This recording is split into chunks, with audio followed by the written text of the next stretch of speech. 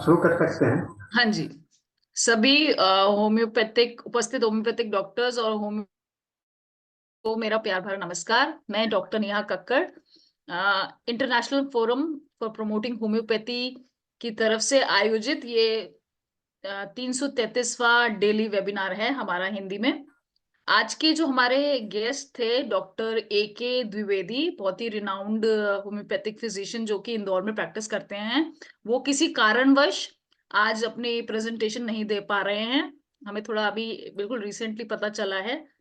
तो उनकी जगह पे हमारे जो मेंटर हैं डॉक्टर मृदुल साहनी सर आज हमें अपने नॉलेज और विजडम से अवगत कराएंगे। और मैं बहुत बहुत स्वागत करती हूँ डॉक्टर मृदुल साहनी सर जी का, जो काफी सीनियर होम्योपैथ हैं और काफी एक मतलब एक लीनियज और लेगेसी है सहानी, डॉक्टर साहनी इसका पूरा जो लेगेसी सर कंटिन्यू कर रहे हैं।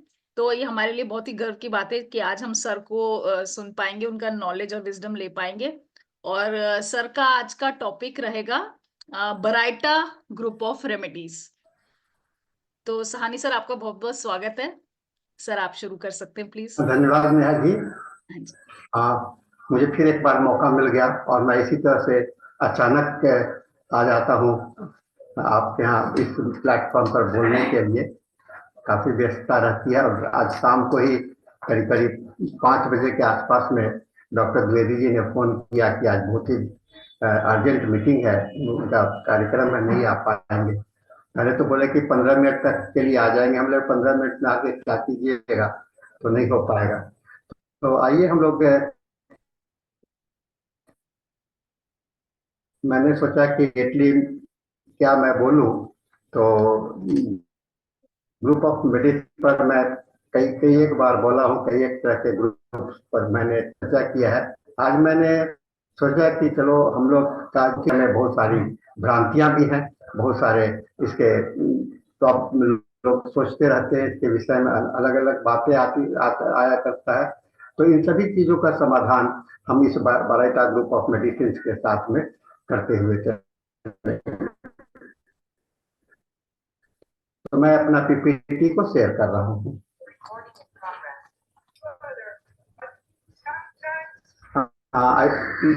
मुझे लगता है मेरे पीपीटी आपको दिखलाई पड़ रहा है। हाँ जी सर। नेहा जी। हाँ जी सर, बिल्कुल सर, बिल्कुल दिखाई दे रहा सर। पीपीटी विजिबल है? हाँ जी सर, बिल्कुल विजिबल है। हाँ, तो मेरा ये जो विषय है, हाँ जी सर। हाँ, तो it is my Baryta groups. आप देखोगे बैकग्राउंड में, बराइटा के बैकग्राउंड में मैं एक विच का फोटो दिया हूँ। एक जो विच है, सो एक झाड़ू पर बैठ करके, ये लोग है बच्चों को डराने के लिए हम लोग इसको इस्तेमाल करते हैं। तो दो चीज का मैंने इस पर चर्चा की, अट्रैक्शन एंड एक्शन। ये दो बात जो है सो बराइटा के लिए बहुत ही महत्वपूर्ण होता है। अट्रैक्शन माने आकर्षण, और एक्शन मतलब होता है कार्य।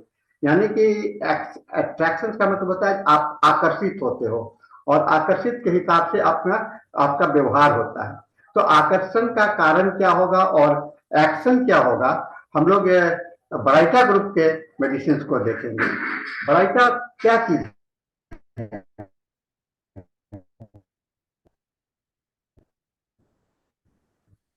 बराइटा का सबसे बड़ी बात है, बराइटा देखे होंगे पीछे में, पहला जो आप ग्लोइंग ऑब्जेक्ट है, तो सब जब जहां भी कोई चमक होती है, जहां भी कोई अच्छा दिखलाई पड़ता है,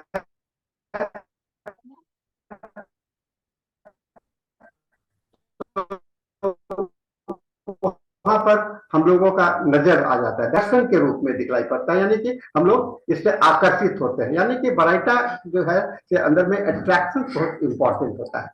देन बराइटा ग्लोइंग मिनरल्स है ना, और इसको ग्लोइंग मिनरल्स होने के कारण जो रसायन शास्त्र के वैज्ञानिकों ने इसे कहा विच। विच का मतलब होता है डायन भी कहते हैं, कोई ऐसा झाड़ फूक करने वाला भी कहते हैं जो कि मंत्र उंत्र करके आपको अभिभूत कर लेता है। तो पुराने जमाने में इसका एक कथा हुआ करता था कि किसी को आकर्षित करना हो तो किसी को सम्मोहित करना हो, किसी को अपने बस में करने की बात हो, तो उसके लिए लोग इसको बेरियम का इस्तेमाल किया करते थे। और बेरियम को जो ग्रीक वर्ड है हाइड्रोक्साइड कंपाउंड है कॉल्ड बाराइटा, मीनिंग बाराइटा का मतलब होता है हेवी, बहुत ही वजनदार होता है। और इसको पाया गया कि नेचर में बहुत ही हार्ड सब्सटेंस के रूप में पाया जाता है, जो कि कार्बोनेट के फॉर्म में यह ज्यादा उपलब्ध होता है। बाराइटा जो है, तो बाराइटा जो आपको नेचुरल फॉर्म में है तो कार्बोनेट के रूप में दिखलाई पड़ता है। इसलिए आप देखेंगे बाराइटा कार्ब जो है तो हम लोगों का बहुत ही पॉपुलर मेडिसिन है, बाराइटा ग्रुप का ही है।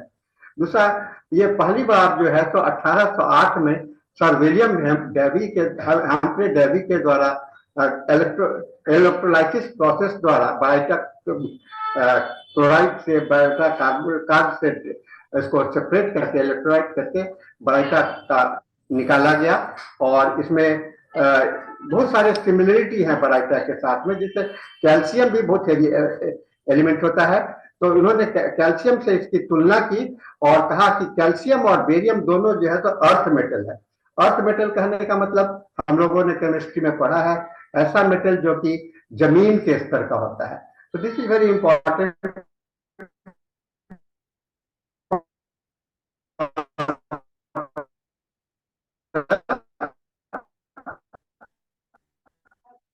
बाराइटा अंडरस्टैंडिंग का सिंबल BA है, इसका एटॉमिक नंबर 56 है, एटॉमिक वेट जो है तो 137.327 है, इसका डेंसिटी 3.51 ग्राम पर सेंटीमीटर वॉल्यूम में है, मेल्टिंग पॉइंट ये है। और ये इसको हम लोग जो वाइट के रूप में भी इसका केमिकल जो हुआ है वह देखने को मिलता है। तो एक हमने बताया कि सर विलियम हेम्फ्रे ने भी किया था, लेकिन इसको एलिमेंट के रूप में 1774 में कार्ल सीले ने डिस्कवर किया था बाराइट के रूप में। तो कई अलग अलग जगह पर, और एंटोइन लवियस ने इसका नाम दिया, इसका कंपाउंड का नाम दिया बाराइटा। और मैं ये देखिए पीरियोडिक टेबल में इसका स्थान जो आप देख रहे होंगे, तो first row, second row, third row, fourth, fifth, seventh row में ये आपको दूसरे स्थान पर है। ये बेरियम है, आपको मैं यहाँ पर इसका जो नेचुरल फॉर्म में जो बेरियम उपलब्ध है ये आपको मैं दिखला रहा हूँ। अब इसकी केमिकल रिएक्टिविटी जो है बहुत, मैग्नीशियम को भी देखिएगा बहुत ज्यादा रिएक्टिव होता है, स्ट्रोंटियम भी बहुत ज्यादा रिएक्टिव होता है और ऑक्सीडाइज हो जाता है। और ये हाईली एक्सोथर्मिक है। एक्सोथर्मिक मतलब कि इससे हीट निकलता है। इसको अगर रिएक्ट करेंगे तो ऑक्सीजन के रूम टेम्परेचर में, तो बेरियम जो है तो बहुत सारे हीट से निकलते हैं। और इसका नाइट्रोजन, फॉस्फोरस, सिलिकॉन, हाइड्रोजन, ये भी आपको एक्सोथर्मिक। और water are very exothermic and releases hydrogen gas में आता है, तो हीट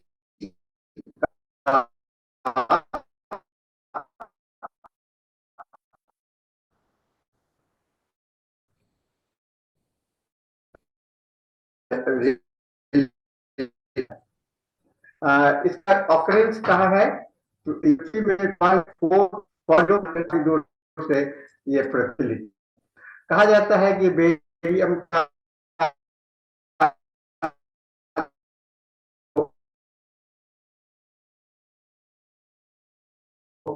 इस्तेमाल है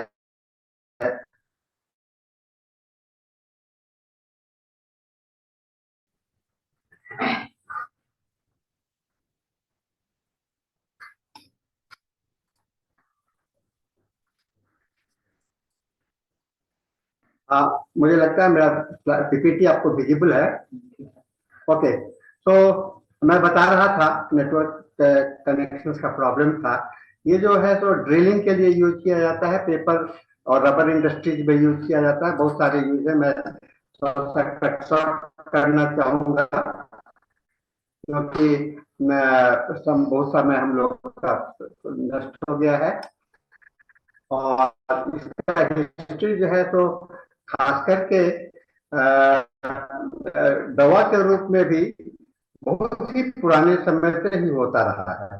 बैरिटा ग्रुप को बहुत ही डेंजरस होने के कारण और बहुत सही होने के कारण इसका बहुत पुराने समय से इसका, लेकिन फिर भी यह मेडिकल नॉलेज इसके बने हैं। और इसके सल्फेट और कार्बोनेट को बराइटा सल्फ और बराइटा कार्ब जो है तो बहुत ही कॉमन है। तो टॉक्सिकोलॉजी में भी एक बहुत इंपॉर्टेंट मेडिसिन के रूप में यह यूज होता रहा है। सल्फेट हेवीनेस के कारण इसे बाराइट्स कहा जाता था और कार्बोनेट्स को और डर्नम में किया गया है।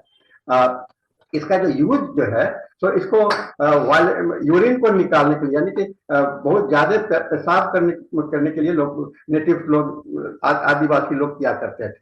और इसे बहुत समय तक ले बराइटा कार्ब को डाययूरेटिक मेडिसिन के रूप में भी किया गया था। ठीक है, और इसे कहा गया कि इस मेडिसिनल प्रॉपर्टी जो है तो इसके अंदर में काफी पाया गया और इसका हम लोग ने इस्तेमाल किया है। स्क्रोफुलस कंडीशन में भी इसका बहुत इस्तेमाल हुआ है पुराने जमाने में। Skin, eye, scalp disease, headache, granular enlargement, induration, ये सब पर भी इसके हिस्ट्री मिले हैं। और हिवलॉन ने इसको रिकमेंड किया था कि एंटी हेलमेंथिक, यानी कि आपको गैस्ट्रिक रीजन में, रिकेट्स में, एस्थमा में, स्केबीज में इसके रिसोर्सेस मिले हैं। ये कहते हैं कि वाटर सॉल्युबल कंपाउंड है, बहुत ही पॉइजनस होता है।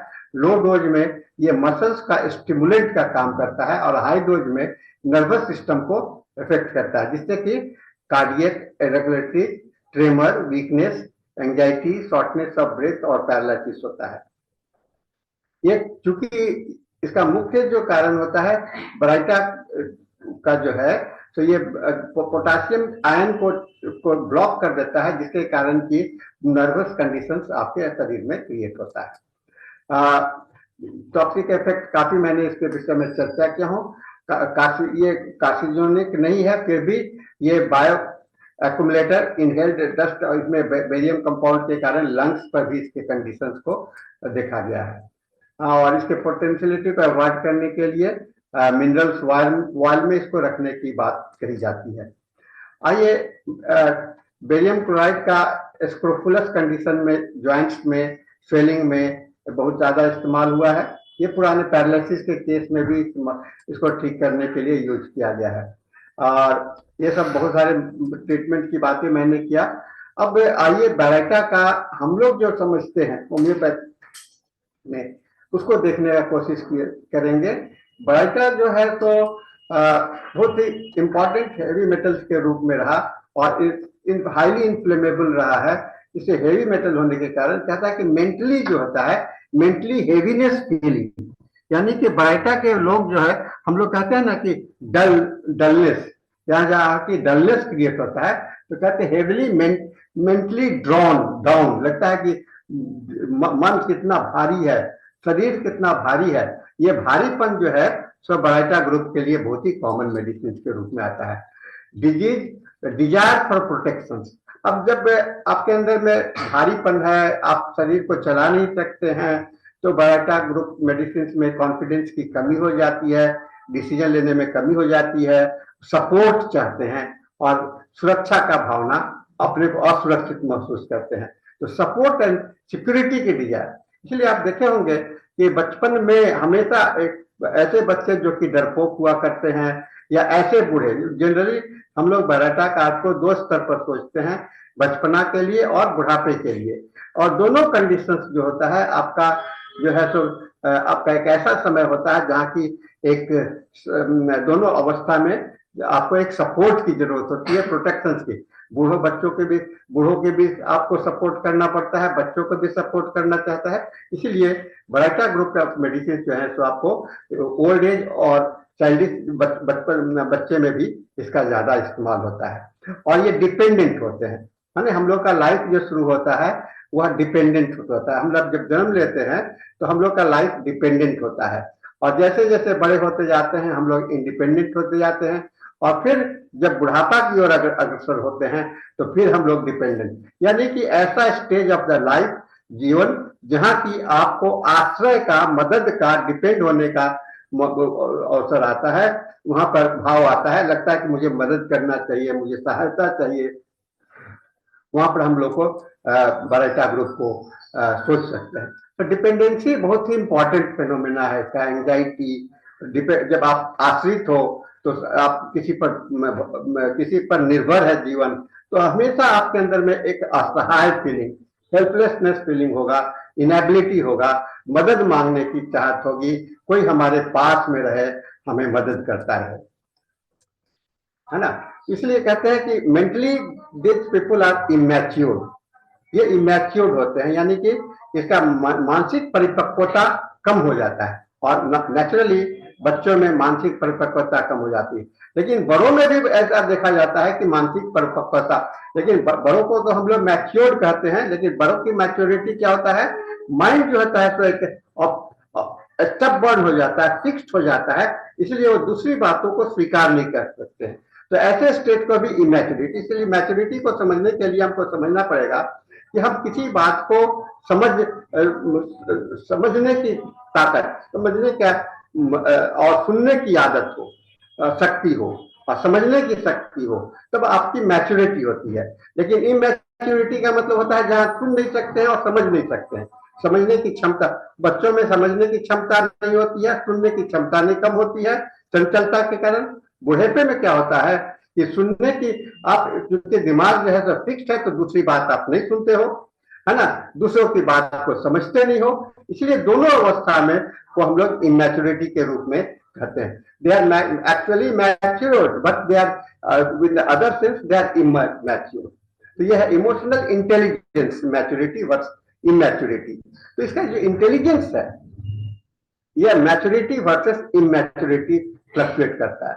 ब्राइटा जो है सर बहुत अंडर डेवलप्ड पर्सनैलिटी के लिए माना जाता है, जहां की पर्सनैलिटी आपका डेवलप नहीं है, पूरा सही नहीं है, वैसे स्तर में ब्राइटा को कहता है। इसलिए फियर ऑफ रिस्पॉन्सिबिलिटी, ऐसे आदमी जो इमैच्योर्ड हो, जो अपने आप को असहाय महसूस, क्या वो रिस्पॉन्सिबिलिटी लेने के लिए तैयार होगा? निश्चित रूप से नहीं। और इसलिए कहा जाता है कि औरत जो हमारे समाज में दबे कुचले समाज के माने जाते हैं, वहां पर भी औरत हमेशा एक माना जाता है कि वह उसको किसी पर डिपेंडेंट रहना चाहिए, तो उनके वो भी औरत लोग भी डिपेंडेंट होते हैं। तो वैसे औरत जिनका कि डेवलपमेंट नहीं हुआ, घर के आंगन में चारदीवारी में बने रहे, वहां पर भी इमैच्योरिटी जो है तो आपका संकीर्ण हो जाता है और रिस्पॉन्सिबिलिटी नहीं ले सकते हैं। इसलिए, और अगर कोई जैसे कोई माँ अपने बच्चे को ठीक से देखभाल नहीं कर पाती है, तो ये इमैच्योर, ये आपका रिस्पॉन्सिबिलिटी नहीं निभा पा रही है, क्योंकि उसके मेंटली इमैच्योर्ड है। मैच्योर्ड माँ ही, इसलिए माँ बनने के लिए कहा जाता है कि माँ क्या होती है, माँ का बहुत ही मैच्योर्ड रहता है, माने उसके अंदर में कॉन्फिडेंस होता है, धैर्य होता है। बच्चों को पालन करना बहुत ही आसान काम नहीं है, बहुत ही डिफिकल्ट काम है, और उसके लिए आपको मैच्योर्ड होना पड़ेगा। उसके अंदर में आपको सहन शक्ति होनी चाहिए, आपके पास में टॉलरेंस होनी चाहिए, और रिस्पॉन्सिबिलिटी वही ले सकता है जिसके पास में सहने की क्षमता हो, समझने की क्षमता हो, और बात को अपने ढंग से मोड़ने की क्षमता हो, वही ले सकता है। तो जहां पर इमैच्योरिटी के कारण जो बारैटा ग्रुप ऑफ मेडिसिन जो है तो अपने आप को नहीं ले सकते हैं। इसके सेक्सुअल बिहेवियर जो होते हैं, ये कभी नैरो माइंडेड होते हैं, है ना। नैरो माइंडेड होने के कारण क्या होता है, ये हमेशा सेक्स के प्रति इनका एक अलग दबाव होता है, यानी कि डिसअपॉइंट, सेक्सुअल रिलेशनशिप में भी ज्यादा खुश नहीं हो पाते हैं, क्योंकि इनका जो मन में जो धारणा बैठा हुआ है उससे अलग नहीं हो पाते हैं। इसीलिए बारैटा ग्रुप ऑफ मेडिसिन के अंदर में जो सेक्सुअल मैच्योरिटी नहीं होने के कारण उसमें इम्पोर्टेंसी का फीलिंग, या उसके अंदर में inability to think about the sex, इसलिए इसका कहता है नैरो माइंडेड मोरालिटी, संकीर्णता, है ना, खुलेपन नहीं होता है सेक्स के दौरान में, वह जब तक पूरे आपका कोऑपरेट नहीं करते हैं। इसलिए इनडिसीजन, निर्णय लेने में ऐसे व्यक्तित्व जो होते हैं काफी इरिजोल्यूशंस होते हैं। तो आप देख रहे हो कि जहां कितना आकर्षण है, आकर्षण में आपका दिमाग एक तरफ चला गया, वहां उसका जो प्रतिरूप प्रतिफल है वह उसका एक्शन में, आकर्षण से आपका एक्शन जो है तो में बदलाव आ रहा है। अगर माइंड कहीं पर एक जगह पर फिक्स हो जाता है तो आपका जो एक्शन है वह आपका एक डिफरेंट हो जाएगा, उसका जस्ट ऑपोजिट हो जाएगा। जब माइंड एब्जॉर्ब रहेगा तो आपका आपका जो एक्टिविटी है वो आपको सही नहीं होगा। दूसरी बात, लैक ऑफ सेल्फ कॉन्फिडेंस,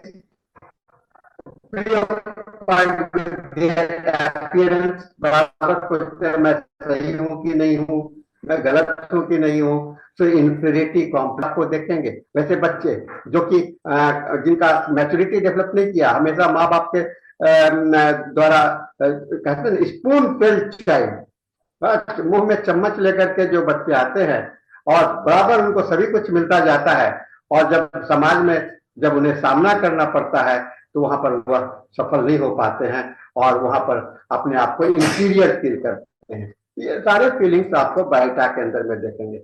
और इससे क्या होगा, आपके अंदर में दूसरे को देख रहे हो कि बहुत अच्छे हैं, मैं कुछ अपने उतने बराबर नहीं हो, तो आपका क्या होगा, आपके अंदर में जेलेसी होगी, सेल्फ कॉन्फिडेंस नहीं होगा और अपने को स्वीकार, अपने बात को समझ नहीं सकेंगे। इसलिए कहा गया jealousy is the result of one lack of self confidence and self worth and self acceptance. ये सासा जो कोट मैंने आपके सामने में रखा, इसके संदर्भ में कि बायटा ग्रुप ऑफ मेडिसिन जो है, तो they are very they develop jealousy because of their self confidence. Jealous कौन होता है, कौन होता है जो अपने आप में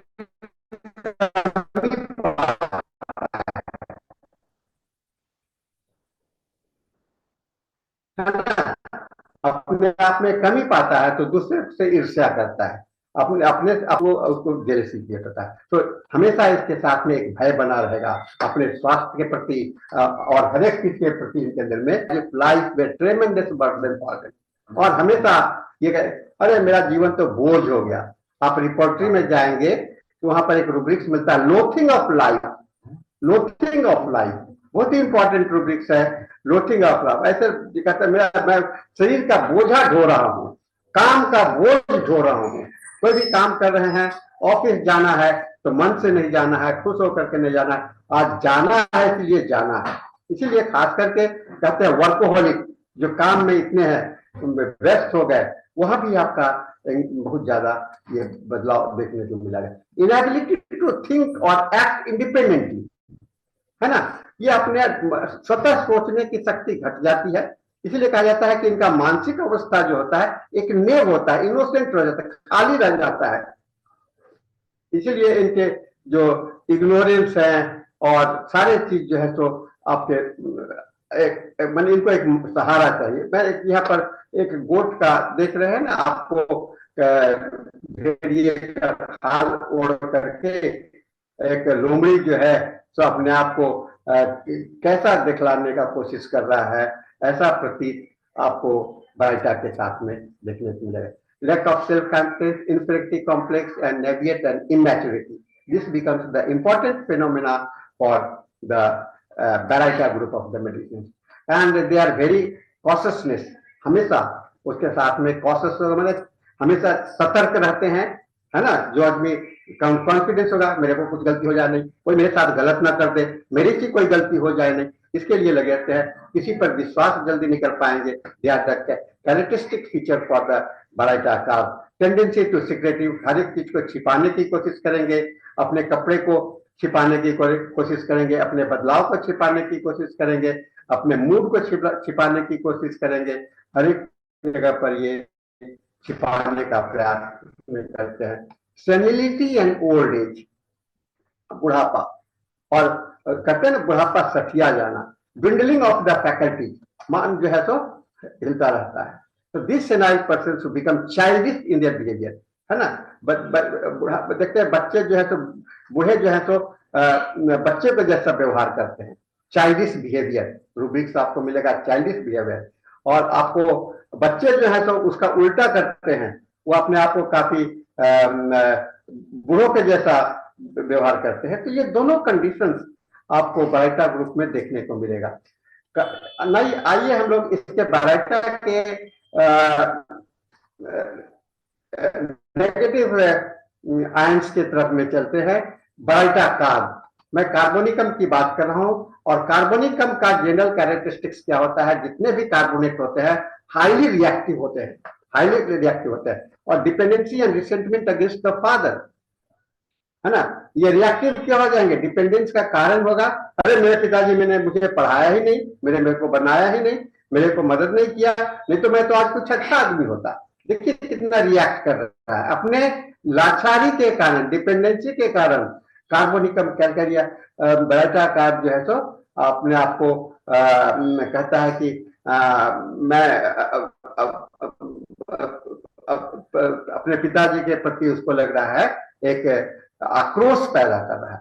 आउटवर्डली दे रिएक्ट इम्ब्रेक, बाहर से वह आपको अपने भीतर की कमी को छिपाने के लिए वह रिएक्ट के रूप में करते हैं। दे आर, और इसे पूरा करने के लिए काफी मेहनत भी करते रहते हैं, लेकिन उसके अंदर में अनिश्चितता होता है, अस्थिरता होता है, अस्थायित्व नहीं होता है। ये सभी कार्बोनिकम का होता है। मैं ये कार्बोनिकम कैरेक्टर अगर किसी भी, जैसे कैल्केरिया है, कैल्शियम का है, कैल्शियम के साथ में भी कार्बोनिकम ऐड हो जाता है, तो कैल्शियम को एक्टिवेट करने में कार्बोनेट जो है तो मदद करता है। इसलिए मैं इसको अलग अलग आयंस के रूप में, जो बारिटा आयंस पॉजिटिव आयंस है और कार्बोनिकम आयंस जो है तो नेगेटिव आयंस है। जब पॉजिटिव और नेगेटिव आयंस दोनों मिलते हैं तो इसका जो फल प्रतिफल होता है वो मैंने लक्षण के रूप में आप लोगों को बताया। दूसरा आता है फ्लोरिटिन। फ्लोरिटिकम कहते हैं कोलाइड, माने फ्लोराइड जो है कोलाइड करते हैं, successive opposite, tendency to be independent and free, यानी कि जो आश्रित है उसके अंदर में कैलकेरिया बारिटा कार्ब के सॉरी बारिटा फॉर्म के जो होते हैं, सॉरी बेरियम बारिटा फ्लोर जो होते हैं, बच्चे के जैसा स्पिरिट होता है, इंडिपेंडेंस होता है, ग्राउल होते हैं, चीखते हैं, चिल्लाते हैं, और बहुत डिफिकल्ट होता है उनके independence. So they become tendency to collide and successive with the opposite sex. So this is the condition that happens with the baryta flow. Next is the baryta muriticum.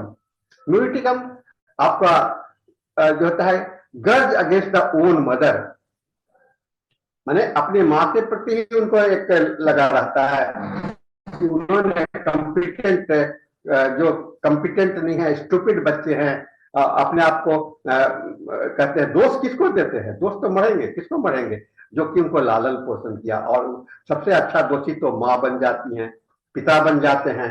So here the responsibility is directed to care and attention. इनके जो responsibility का भाव है वह attention और care से आ जाता है, और ये अपने आप को अलग से जैसा महसूस करते हैं। Next is baryta nitricum. If we fill this metal with nitricum, there is a fear of suffocation. Baryta nitricum इस कोलाइजन के कारण, नाइट्रिकम के कोलाइजन के कारण उसके अंदर में सफोकेशन का, दम घुट जाएगा, चोकिंग सेंसेशन होगा, हवा की कमी महसूस होगी, इंटरनल ग्रिफांसेस होगा, मैं अपने आप को सफोकेट कर रहा हूं, मैं इस वातावरण में टिक नहीं पा रहा हूं। यह बारिटा नाइट्रिकम है। Nothing is worse for baryta natrium than being laughed at. बारिटा जैसे आदमी को देख करके आपको लगता है कि आपको हंसी आ जाएगा, ये आदमी कैसा बिहेव कर रहा है। So it became the behavior is like the पागलपन, है ना,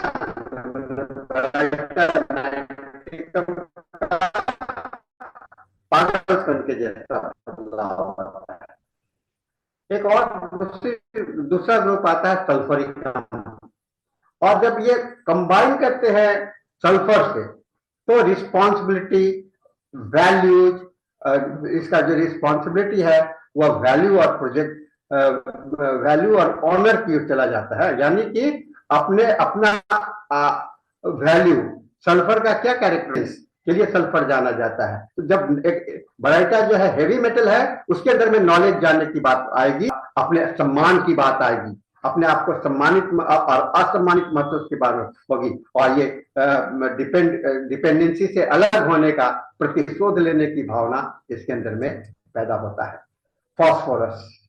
फॉस्फोरस इज डिफ्यूजन, है ना। फॉस्फोरस कहा जाता है डिफ्यूज करना, यानी कि संसार में फैलना। फैलने का मतलब कहता है विकसित होना, यानी कि बहुत सारे ज्ञान को प्राप्त करना, शिक्षा प्राप्त करना, ट्रेनिंग प्राप्त करना।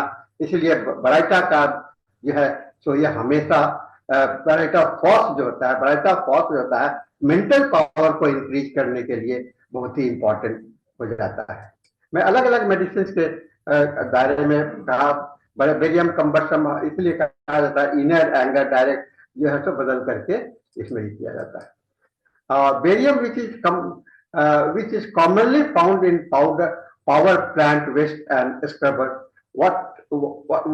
Wastewater has been linked to heart problems and diseases to other organs. ये चार्ज ये हार्ट प्रॉब्लम्स है क्योंकि it is emotionally immature and all heart group of the patients they are emotionally immature. Most folks are about to as happy as they make up their mind to be. Abraham Lincoln ने कहा है कि बहुत सारे समाज में ऐसे व्यक्तित्व आपको मिलेंगे जो कि जिनके दिमाग जो है सो अस्थिर नहीं होते।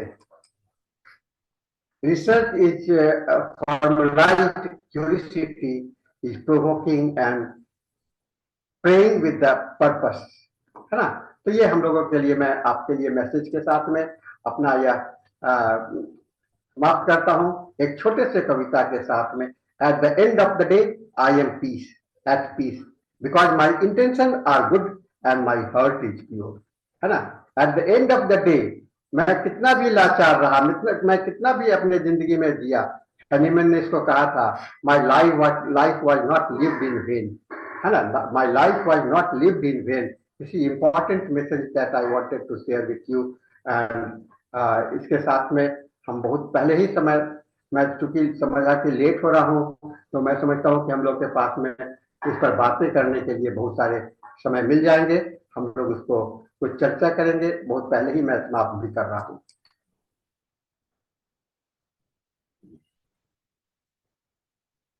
बहुत बहुत धन्यवाद डॉक्टर मृदुल साहनी सर जी का। उन्होंने बराइटा ग्रुप के बारे में हमें काफी इंसाइट्स दी और बराइटा कार्ब के बारे में भी, जो उसकी मेन कैरेक्टरिस्टिक्स होती हैं उनके बारे में हमें अवगत कराया। और थोड़ा आज हमारा सेशन जल्दी थोड़ा वाइड अप हो गया। सर कैसे आगे बढ़ना है? मैं थोड़ा सा शॉर्ट करने का कोशिश किया हिस्ट्री को, क्योंकि मैं डिस्कनेक्टेड हुआ था, मेरा बहुत समय वेस्ट हो गया, लेकिन उसमें हम ज्यादा ही शॉर्ट हो गए। अगर और कोई भी अपने इंसाइट शेयर करना चाहता है, आई गेस कोई भी डॉक्टर्स किसी मेडिसिन के बारे में, तो वो कर सकते हैं। बराइटा के विषय में बहुत सारे कंफ्यूजन है और मोस्टली कहा जाता है कि बराइटा का जो है सो टॉन्सिलाइटिस में यूज करना है, बच्चों के लिए दवाई होती है, जो बच्चे डेवलप नहीं कर रहे होते हैं उनके लिए दवाई है। ये थोड़ा सा कंफ्यूजन है यहाँ पर। मैं इस पर चर्चा, इस मेडिसिन को इसलिए सोचा, यह ग्रुप जो है मेडिसिन बहुत इंपॉर्टेंट ग्रुप है जो कि हमारे होम्योपैथिक सोसाइटी में बहुत ज्यादा मिसअंडरस्टूड है, और इसको समझने के लिए इसके बेसिक थीम पर अगर जब जाएंगे तब इसका आप प्रॉपर यूज कर सकेंगे। मैं अपने प्रैक्टिकल लाइफ में देखता हूँ तो मैं बच्चों को, मैं बहुत सारे बच्चे जो कि मेंटली बहुत ही मैच्योर्ड होते हैं, बहुत ही प्रिकॉसिटी ऑफ द माइंड जिसके अंदर में होता है, वहां पर तो हम लोग बराइटा कार्ड सोच ही नहीं सकते हैं। ऐसे बच्चे जो कि डल है, लेकिन डल होने का भी कारण क्या होगा ये देखना पड़ेगा ना, डल बच्चे क्यों हैं। आप सीधे ऐसे बच्चे को डल आप डिक्लेयर नहीं कर सकते हैं, मेंटली रिटार्डेड नहीं कर सकते हैं, ऑटिज्म नहीं कर सकते हैं। क्यों? क्योंकि बच्चे हमारे समाज में किसी पर डिपेंडेंट होते हैं, है ना। डिपेंडेंसी मीन्स कि their life has been built by other, supported by other. उनको शेप देने वाला कोई दूसरा कोई है और वो जैसा शेप देगा वैसे ही बनेगा, है ना। जो जैसा शेप देगा वैसे ही बनेगा। अब हम अगर उसके शेप देने में, उसके लालन पालन में, उसका देखभाल करने में अगर बदलाव होता है तो उस बच्चे का दोष नहीं होता है, लेकिन उसके अंदर में एक विकर्षण तो पैदा होगा ही जब लोग उस पर कमेंट करना शुरू करेंगे, है ना। लोग जब कमेंट शुरू करना पड़ेंगे। इसलिए मैच्योरिटी की बात जब आती है बहुत इंपॉर्टेंट होता है। इस फेनोमेना को हमको दो चीज से नापना चाहिए, प्रिकॉसिटी ऑफ द माइंड, है ना। और नेव नेचर, प्रिकॉसिटी ऑफ द माइंड, मतलब कि मेंटली बहुत ही परिपक्व, अपने आप को दिमाग से बहुत ज्यादा समय से ज्यादा नॉलेजेबल पाते हैं, इंटेलिजेंट पाते हैं, और अपने को व्यक्त करते हैं कि मैं बहुत ज्ञान का हूं, और एक है कि कुछ नहीं जानते हैं। तो दिस इज एक टकराव की स्थिति है, जहां की आपका टकराव कहां पर है, एक इमोशंस का और एक इंटेलिजेंस का, है ना। तो हम लोग कहते हैं where there is a conflict between the emotions and interest, the stage for the baryta arise. जब आप मानसिक रूप से यानी कि इंटेलेक्चुअल बौद्धिक स्तर से और आपके इमोशंस रूप, अब जैसे मैं इसका एग्जांपल देता हूं, हमारे सोसाइटी ने कुछ समाज में नियम कानून बना रखे हैं, ऐसे नहीं बैठना है, वैसे नहीं बैठना है परिवार में, ठीक है। अब हॉस्टल के बच्चों को भी देखिएगा, हॉस्टल में होता है कि सुबह में 8 बजे, सुबह में आप अगर 6 बजे नहीं नहाओगे तो आपको नहाने के लिए समय नहीं मिलेगा, 7 बजे आप कैंटीन में नहीं जाओगे तो तुमको ब्रेकफास्ट नहीं मिलेगा। अब आपको भूख लगी है चाहे नहीं लगी है, क्या है, आपको 7 बजे खाना, नहीं खाने से क्या होगा कि आपको खाना ही नहीं मिलेगा उस समय में।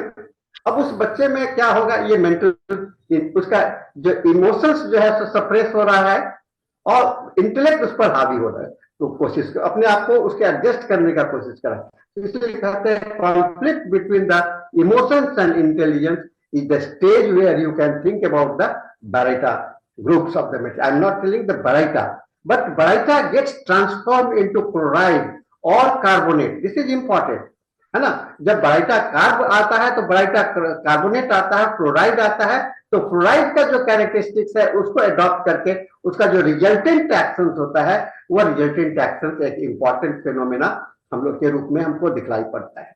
ये बहुत चीज को, इसलिए कोई भी मेडिसिन को, मैं नहीं कहता हूं कि बारैटा का ही बात करो, ग्रुप की बात करो, कोई भी मेडिसिन को अगर कंसिडर करना हो प्रैक्टिकल में अपने क्लिनिक के में, तो मैं उसके विषय में लक्षण तो अलग आप बताते हैं, लेकिन जो कहते हैं ना कि जो सभी लक्षण होते हैं, मैंने तो बहुत अच्छा लक्षण देखा, मैंने तो बहुत कैरेक्टरिस्टिक सिम्टम्स लिया, लेकिन लेने के बाद भी मेरे को वह दवा काम नहीं कर रहा है। अरे ये तो मैंने बड़ा पिक्यूलियर सिम्टम्स देखा था, लेकिन मैं दिया तो लोग दोष देने लगते हैं कि रिपोर्टरी में गलत लिखा हुआ है, मैथमेटिका में गलत लिखा हुआ है, किसी ऑथर को दोष देने लगते हैं। मैं कहते हैं ऐसा नहीं होता है, ऐसा नहीं होता। आपको तो उसके जो बेसिक थीम, दवा के थीम को, हर एक आदमी का एक अपना थीम होता है, और हर एक सब्सटेंस का, दुनिया में जितने भी एलिमेंट हैं सबका एक अपना डेफिनेट प्रिंसिपल्स होता है। उस प्रिंसिपल्स को अगर आप नहीं पकड़ोगे, उसका ध्यान में नहीं रखोगे, तो वह दवा काम नहीं करने वाला है। चाहे उसका, जैसे हमारा रूप जो है ना, अगर हम काला कपड़ा पहन लेते हैं तो हम थोड़ा सा दूसरे तरह से देखते हैं, हम कोट पहन लेते हैं तो दूसरे तरह से दिखलाई पड़ते हैं। तो हमारी जो बाहर का प्रेजेंटेशन है उसके तरह में लक्षण दिखलाई पड़ता है। उस लक्षण को उसका जो लक्षण जो है वो जो है उसका कभी कभी कहते हैं क्लेमोफ्लेग सिम्टम्स। क्लेमोफ्लेग मतलब कि कोई चीजें ढका हुआ है, ऐसा लक्षण है। तो कुछ लक्षण से हम लोग को बचना चाहिए, जो कि बहुत ही पिक्यूलियर दिखलाई पड़ता है, बहुत ही रेयर दिखलाई पड़ता है। डॉक्टर धावले ने लिखा है mutation of symptoms. What is mutation of symptoms? Mutation of symptoms ऐसा सिम्टम्स जो कि किसी परिस्थिति वश उपज जाता है, and that is not the part of the patient, that is not the part of the patient, है ना। वह रोगी का बाहर नहीं होता है, वो एक ऐसा पार्ट होता है कि किसी कारण से वह उपज करके चला आया, है ना। ये तो म्यूटेशन ऑफ सिम्टम्स कहते हैं। दूसरी बात और होती है पॉजिटिव ऑफ सिम्टम्स। पॉजिटिव लक्षण ही नहीं है, लक्षण ही नहीं है। जैसे अगर बारैटा को आप खाली इतना ही देखोगे कि आप मेंटली डर है, तो आपको कोई लक्षण दिखाई नहीं पड़ेगा। आप कहोगे सर इसमें तो कोई लक्षण ही नहीं मिलता है। लेकिन जब आप उसके एक्सप्लोरेशन में जाएंगे तो उसमें आपका मेज ऑफ सिम्टम्स में, मेज का मतलब बहुत सारा, बहुत ज्यादा। तो दो पोल बना, एक positive of symptoms and maze of symptoms, ठीक है ना। Positive of symptoms and maze of the symptoms only because if you are बहुत ज्यादा, खास करके इंटेलिजेंस एंड इंटेलेक्ट को लेकर के, इंटेलिजेंस एंड इमोशंस को लेकर चलेंगे तो दो पोल में हम लोगों का जीवन जो रहता है बाइपोलर इफेक्ट होता रहता है। हमारे पास में कोई भी चीज हम लोग जाते हैं, सोचते हैं, तो सोचने का भी तरीका ऐसा होता है ये और नो, यस और नो, दिस इज वेरी, ये हम लोग को सोचना चाहिए। और यस और no, you are neither yes nor no, है ना। आइंस्टाइन ने नहीं कहा कि आप सभी कुछ सही होता है, और अपने आप में तो सभी कुछ सही होता है, nothing is wrong on this, what ever is available on this planet are the truth, are the reality. But you feel that this is good or this is bad. What is the meaning? The meaning is that you take them as a yes or no, है ना, relative meaning. So you don't have, हम लोग जो सोचते हैं, जो हमारे दिमाग में होता है, relativity, this is very important for the understanding the Mathematica. Mathematica को समझने के लिए इस बात को हम लोगों को समझना चाहिए, और इसको समझेंगे तो दवा का रियलिटी, खाली मैथमेटिका के लक्षण को पढ़ करके आप अगर दवा को प्रिस्क्राइब करते हो, लक्षण को रख लेते हो, तो वह प्रिस्क्राइबिंग बहुत समय में गलत हो जाता है और फेलियर्स का कारण बनता है। इसलिए deep understanding about the theme, basic principle, उसके प्रॉपर्टी, जो प्राइमरी एलिमेंट, कहते हैं ना, आदमी को समझने के लिए क्या देखना है, उसका बाहरी चेहरा देखना है। चेहरा देख करके फेस, कहते हैं कि इंडेक्स ऑफ द लाइफ बनता है। बहुत लोग वो आपके लिए नहीं है, उनके लिए है जो कि बहुत ही डीप थिंकर होते हैं।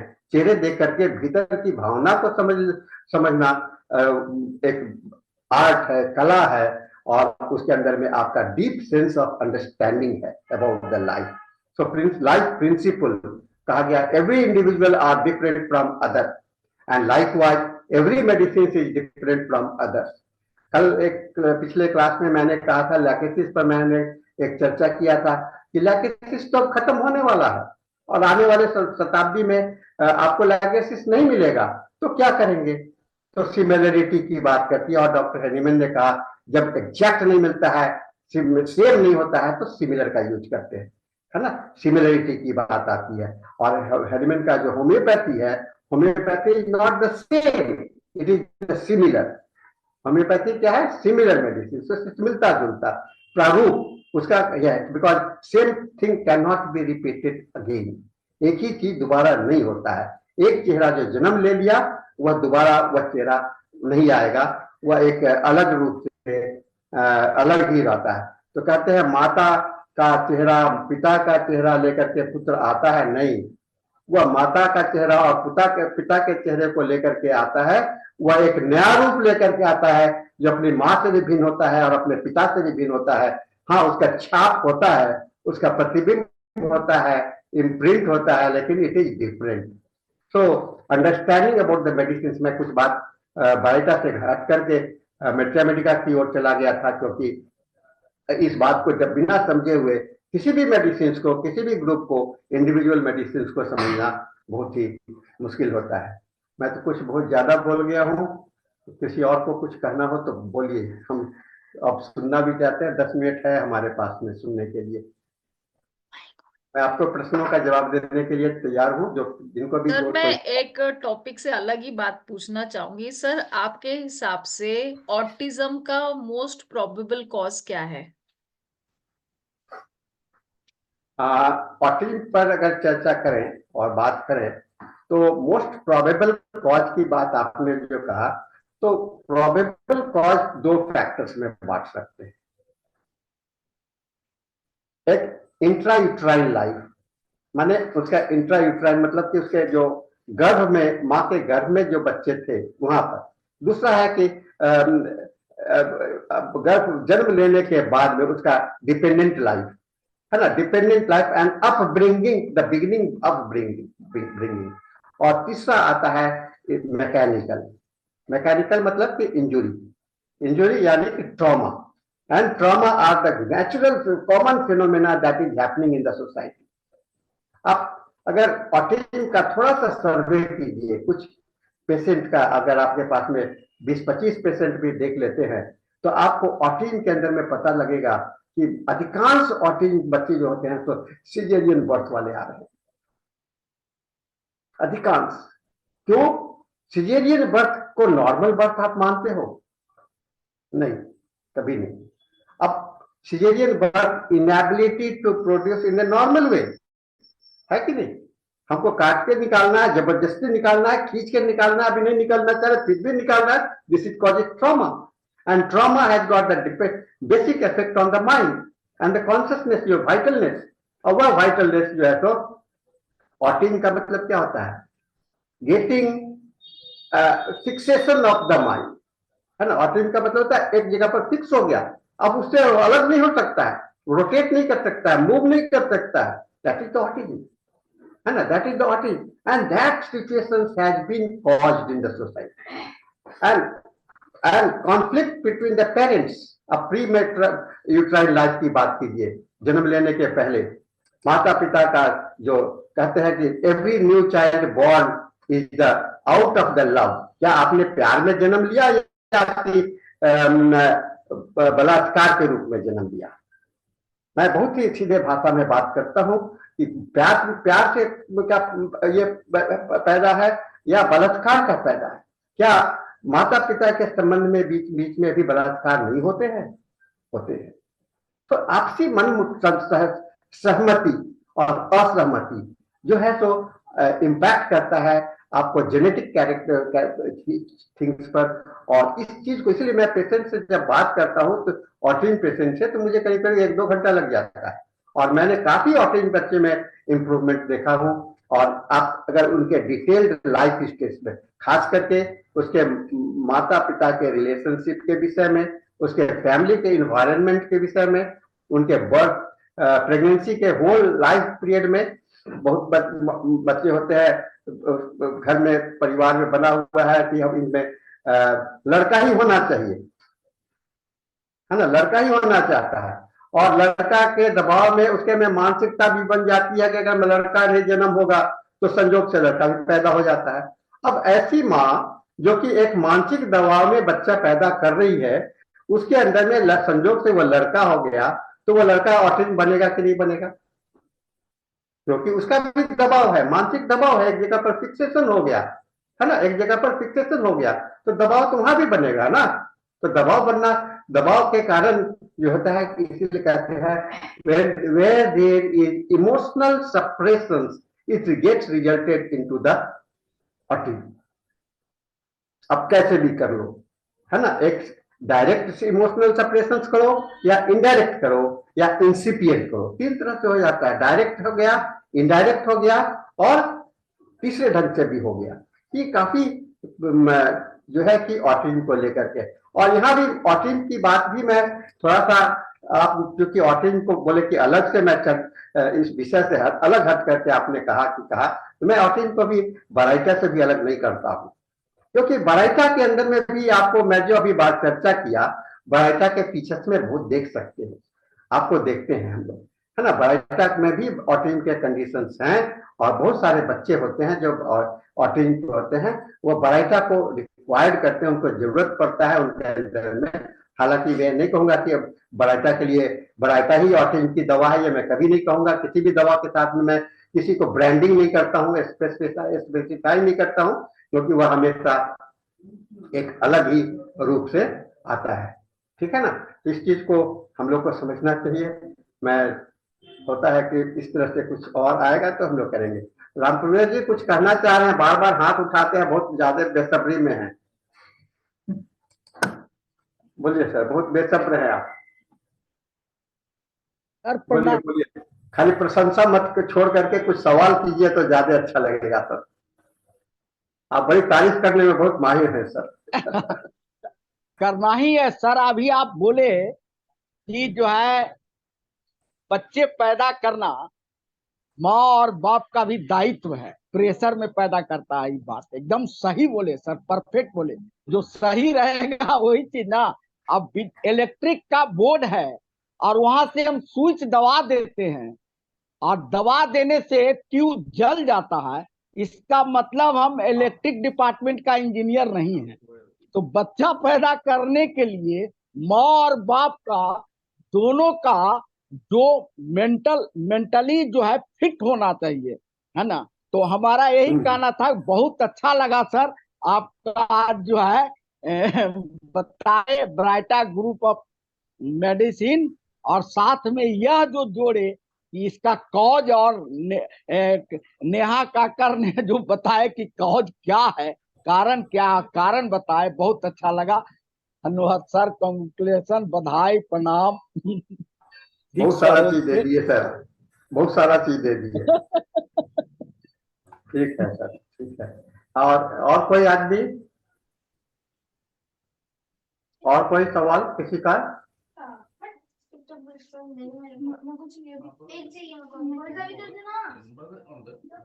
सर हाँ, आपके साथ हम फिर एक ऑटिज्म पे आप कई क्लास रख सकते हैं, क्योंकि ये एक ऐसा टॉपिक मैं है जो, देखूंगा।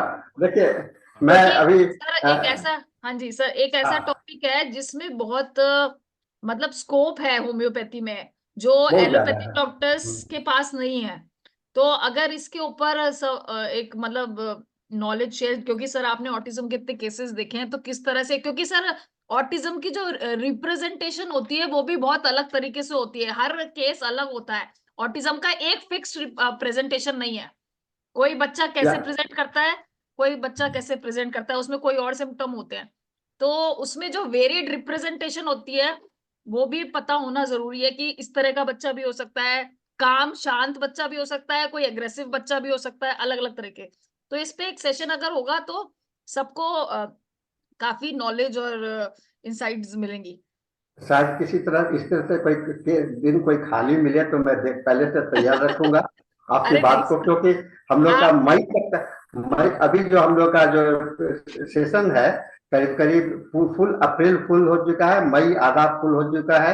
हम सर लोग तो अभी तक सर किसी आपको फिर आप जून में, आप सबसे पहले आप अपना सेशन बुक कर लीजिए। मैं तैयार तो रखूंगा, लेकिन मैं सर तो कोशिश करूंगा मैं भी। इमरजेंसी, सर इमरजेंसी तो है ही, आप जो है इमरजेंसी में आप कर सकते हैं मे के नहीं सर, अंदर कभी मेरा भी। मेरा मेरी रिस्पॉन्सिबिलिटी को समझता हूँ कि मेरे को इस फोरम को एक्टिव बनाए रखना है, लोगों की पार्टिसिपेशन को बनाए रखना है। और हम लोग बहुत ही, इसी के कारण हम लोग अब 1 साल पूरा होने जा रहा है हम लोगों का।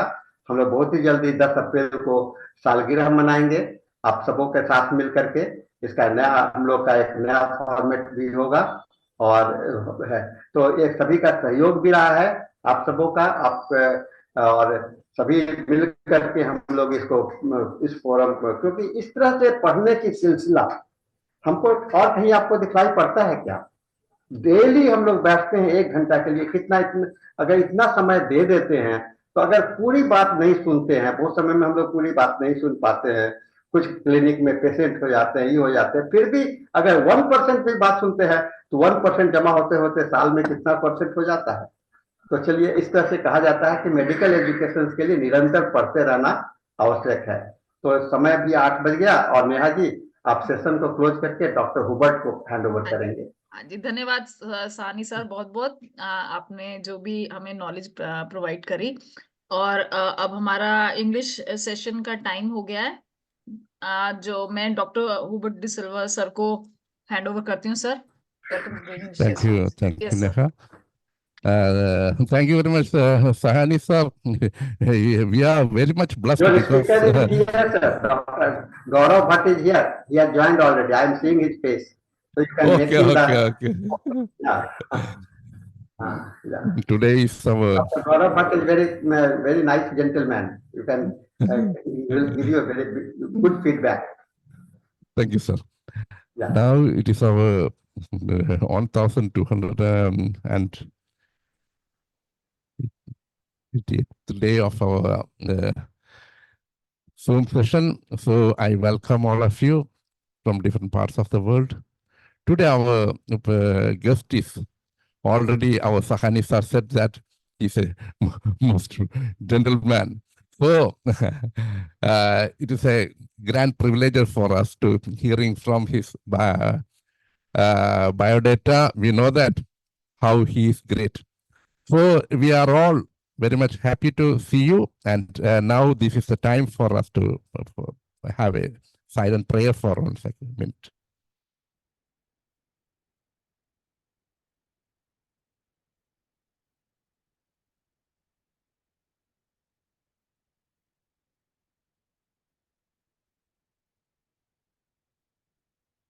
Thank you all. Professor Dr. GAURAV BHATT, MD, Homeopathy and PhD. PG Diploma in Emergency Medicine, Medical Service, Certificate in Child Health, Certificate in Child Principal, Ahmedabad Homeopathic Medical College, HOD, Department of Physiology. Presentations at various national and international level. Presented many research papers and winner of many awards. His contact details are there. You can see in the his biodata in our Zoom our daily Zoom advertise. So more than 14 years of clinical experience. Today, he is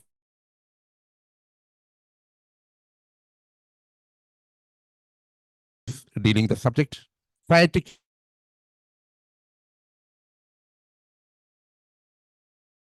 one time have growing and growing, becoming older and older, that time sciatica. And mainly ladies are more affected with sciatica. Sometimes it may be severe, and after the COVID periods, I have seen that many cases of sciatica after taking the COVID vaccine.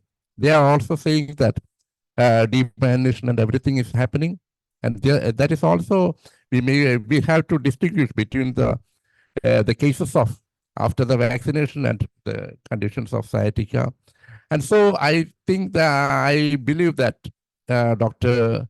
GAURAV Bhatt will give us a detailed study of it, because he's he's a teacher in physiology. So the most development of the world, he can say now, the modern world and his the scientific development, he can correlate with all the things with our these diseases. So you are welcome, doctor. I think that this is the first time, isn't it? You're coming? Yes. Good evening, sir. I'm speaking on this forum for the first time. And a very hearty good evening to everyone. Thank you, Dr. De Silva, for my introduction. And my heartiest pranam to Dr. Sahani, sir. Thank you, sir. Thank you, Sahani, sir, for inviting me, giving me this opportunity to speak in front of such learned audience. And I can see the efforts of the team of Ifph for organizing these webinars on a regular basis. And all kudos to your team, and especially Sahani, sir, who has taken all these efforts, and he has invited various experts from various corners of India and given them the opportunity to speak. So I thank Sahani, sir, from the bottom of my heart. And I hope that today's topic that just a second. Yeah. Am I audible, sir? Yeah, I shall make you co-host. Then you can share your screen, sir. Yes, sir. Please, sir. Okay. Yeah, I made it. Okay. Now you can do. Yeah. Okay. I'm just trying, sir. Just a second.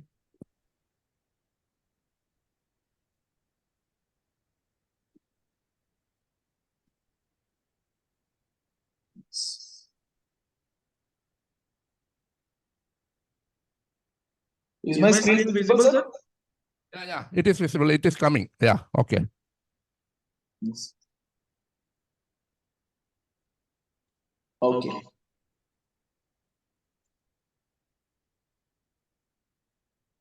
Yes. So good evening to everyone present over here.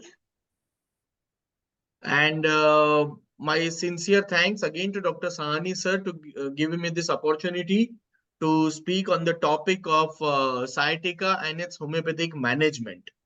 So what I have tried in this topic, because I have been observing patients of sciatica right from my internship days, to be very frank. I have also worked on the same cases very diligently during my MD days also. And I have pursued studying of sciatica because when I first went through the literature of this topic, my inquisitiveness came from that sciatica, it is a simple pain or a simple radiating pain, as we all know, related to the sciatic nerve. But when I went into the depth of the literature of sciatica, when I read not only the medicine part, not only the clinical part, but when I read the homeopathic part, at the same time, when I read different scales which are nowadays used to measure sciatica or measure the treatment or the outcome of sciatica, I was astonished to see how much work has been done. And at the same time, I knew that there is a lot that we can do and help patients with homeopathy in sciatica. So let us just begin. What I have included is a history part, a little bit of literature part, in which I'll tell you about what sciatica exactly is, what are the exact causes of sciatica. And I have also included the organon part, the materia medica part, a little bit of repertory part in some of the cases. At the same time, I have also included some scales which I use to what you can say measure the outcome of the treatment in my patients. So let us just start. Let us begin with what history has to say about sciatica. See, sciatica is nothing like it is a what you can say a topic or a condition that has come overnight. It is right from the time of Hippocrates, wherein Hippocrates said that the increased seasonal powers of the sun might dry up the joint fluid. And he was of the opinion that this was the reason which was leading to sciatica. Now, he was the one who gave us a very astute observation of the relationship of sciatica, posture, and claudication. As we all know that whenever a patient or a person suffers from sciatica, the first thing that goes out of context, or you can say which alters physiologically, is the patient's walking pattern or the posture. So when we say that observation is important when a patient comes to your clinic, a patient of sciatica, when he or she enters your clinic, just by seeing the claudication of the patient or the posture of the patient, many a times we can make out by that observation that he or she might be suffering from sciatica.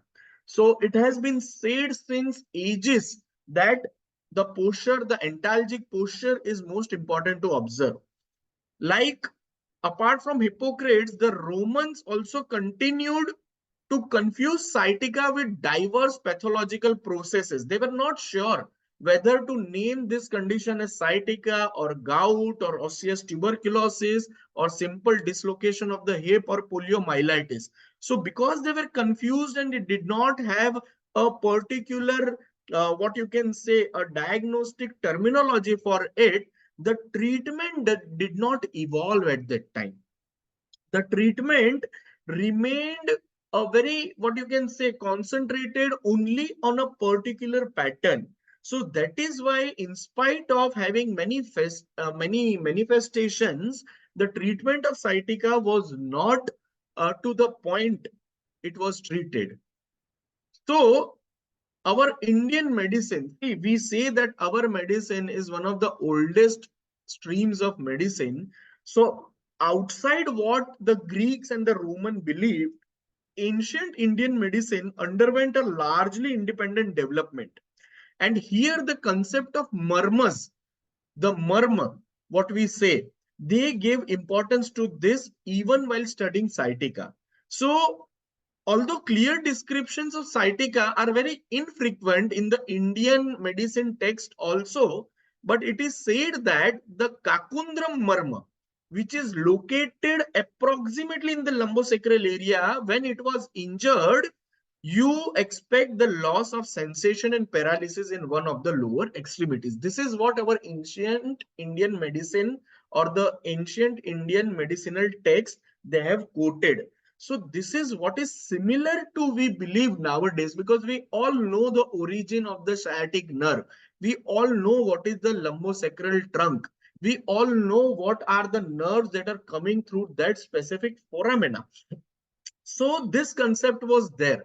And further on, when it was studied, we got the idea of the modern medicine sciatica. Now, when we say sciatica, as in the last slide, I said that we consider sensation, we consider paralysis, we consider numbness, we consider tingling. But the most annoying thing that a patient suffers from sciatica is the pain of sciatica. Now, when we say pain, research has been done where researchers say that to measure pain from mild to excruciating, you need a unit, and the unit of pain that has been given as DOL, that is DOL. So researchers say that there are 11 possible different DOLs which a human can suffer from. But it is doubtable if many of us can grade the pain very accurately. See, if someone asks me, if I'm having headache, if somebody asks me, okay, what dole of pain are you suffering from? So it is totally a subjective feeling. Okay, so it cannot be specifically graded. You cannot specifically grade the amount of dole of pain that you are suffering for. But to categorize this or to simplify this, doctors have classified the pain into basic 3 categories. That is, first, a pain that you can forget. Okay, chalo, hai, and then you are forgetting. Second, a pain you cannot forget. And the third category is a pain that makes you forget everything else. So this is the most severe category. So upon these 3, if you are able to classify the pain of your patient in these 3 categories, you are able to classify the severity of pain that your patient is suffering from.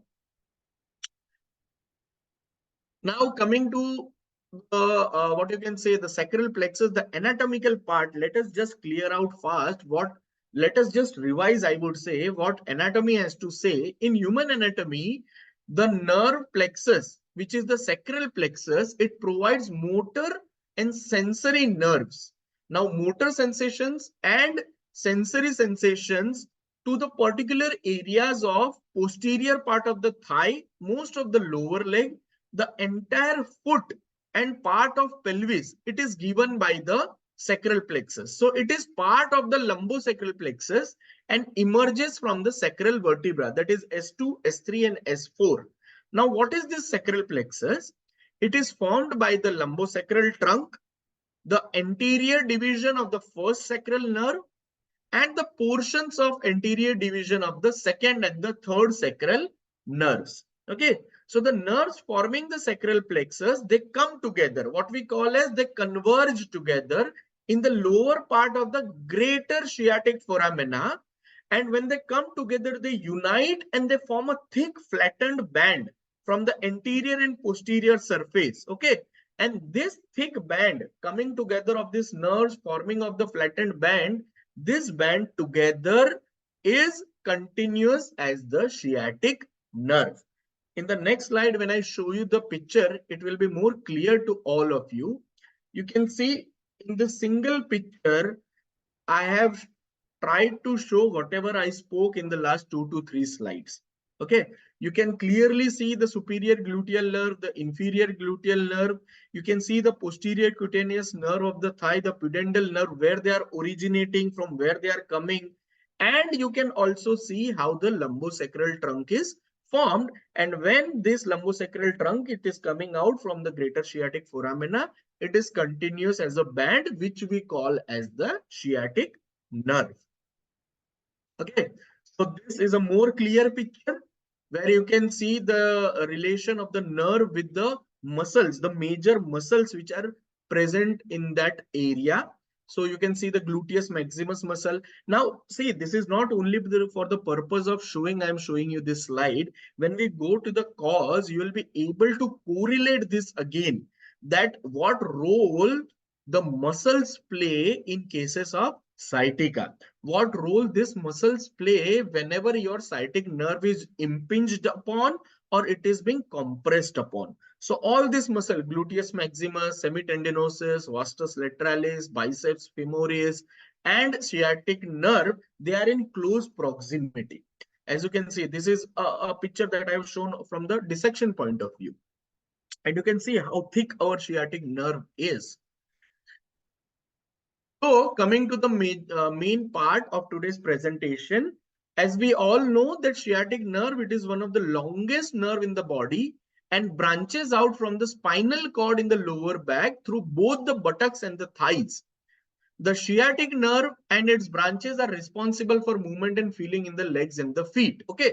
Now, when you say sciatica, sciatica in itself is a group or a set of symptoms. It is not a diagnosis in itself. Let us make this very clear at this point only. It is not in itself a what you can say a diagnostic condition. Okay, it is a set of symptoms which may be caused by the general compression or irritation of one of any of the 5 spinal nerve roots which give rise to the sciatic nerve. So what the patients usually complain, it is of pain while walking or standing, but sometimes reverse of this happens. So the patient might also complain of pain while lying down in a normal sleeping or lying position or posture, and the patient has no other option other than to stand or walk. Now, believe me, this is the most troublesome part, because when the patient is having trouble while walking or standing, he or she can sit and have some relief. But what will happen if the patient has pain while lying down or while sitting? He or she has to continuously stand up or lie in some uncomfortable position to get relief from that pain or tingling or numbness. And that becomes very, very difficult for the patient. So that is the case that happens in some of the cases. And the pain is felt in the lower back, buttock, or various parts of the leg and foot. In addition to the pain, which is sometimes severe, as I told you, there will be numbness, muscular weakness, tingling difficulty in moving or controlling the leg. Now, these are the symptoms which will come one by one as the disease progresses. Okay, so if your disease has progressed to the level wherein your patients start complaining of difficulty in moving of the leg or muscular weakness, now that is something that is alarming. Okay, then at that point, you need certain alarming level of treatment, because muscular weakness is there, muscle wasting might start, the patient is not able to move the lower extremity. Either it might be a single lower extremity or both the lower extremities, because sciatica can take place on one side or both the sides. So that is very troublesome. And particularly seasonal variations are also seen, wherein the pain is severe whenever the prolonged exposure to cold weather is seen. Okay. Now, how important it is to have knowledge about sciatica. So I will talk about the prevalence. In recent data, it says that sciatica occurs in about 1 out of 100 people who have low back pain. Now, I might tell you this, that there is one textbook of medicine known as API textbook of medicine. It is a very authentic book, right? Just like our Davidson textbook of medicine and Chamberlain and all. If you read API, if you go to the index and find out the chapter of low back pain, it is one of the finest books wherein low back pain is very well presented. So if you say that if 100 people are, so I just suggest to read that low back pain chapter from API, wherein you will be able to see that out of 100 people, 1 people has sciatica. Okay, so sciatica has been reported to occur in 1 to 10% of the population, and the most common age group is 25 to 45 years. So this age group is the age group which are the most active people, who are working, who are job oriented people. So in this age group, if you are having a condition like sciatica, it is very troublesome.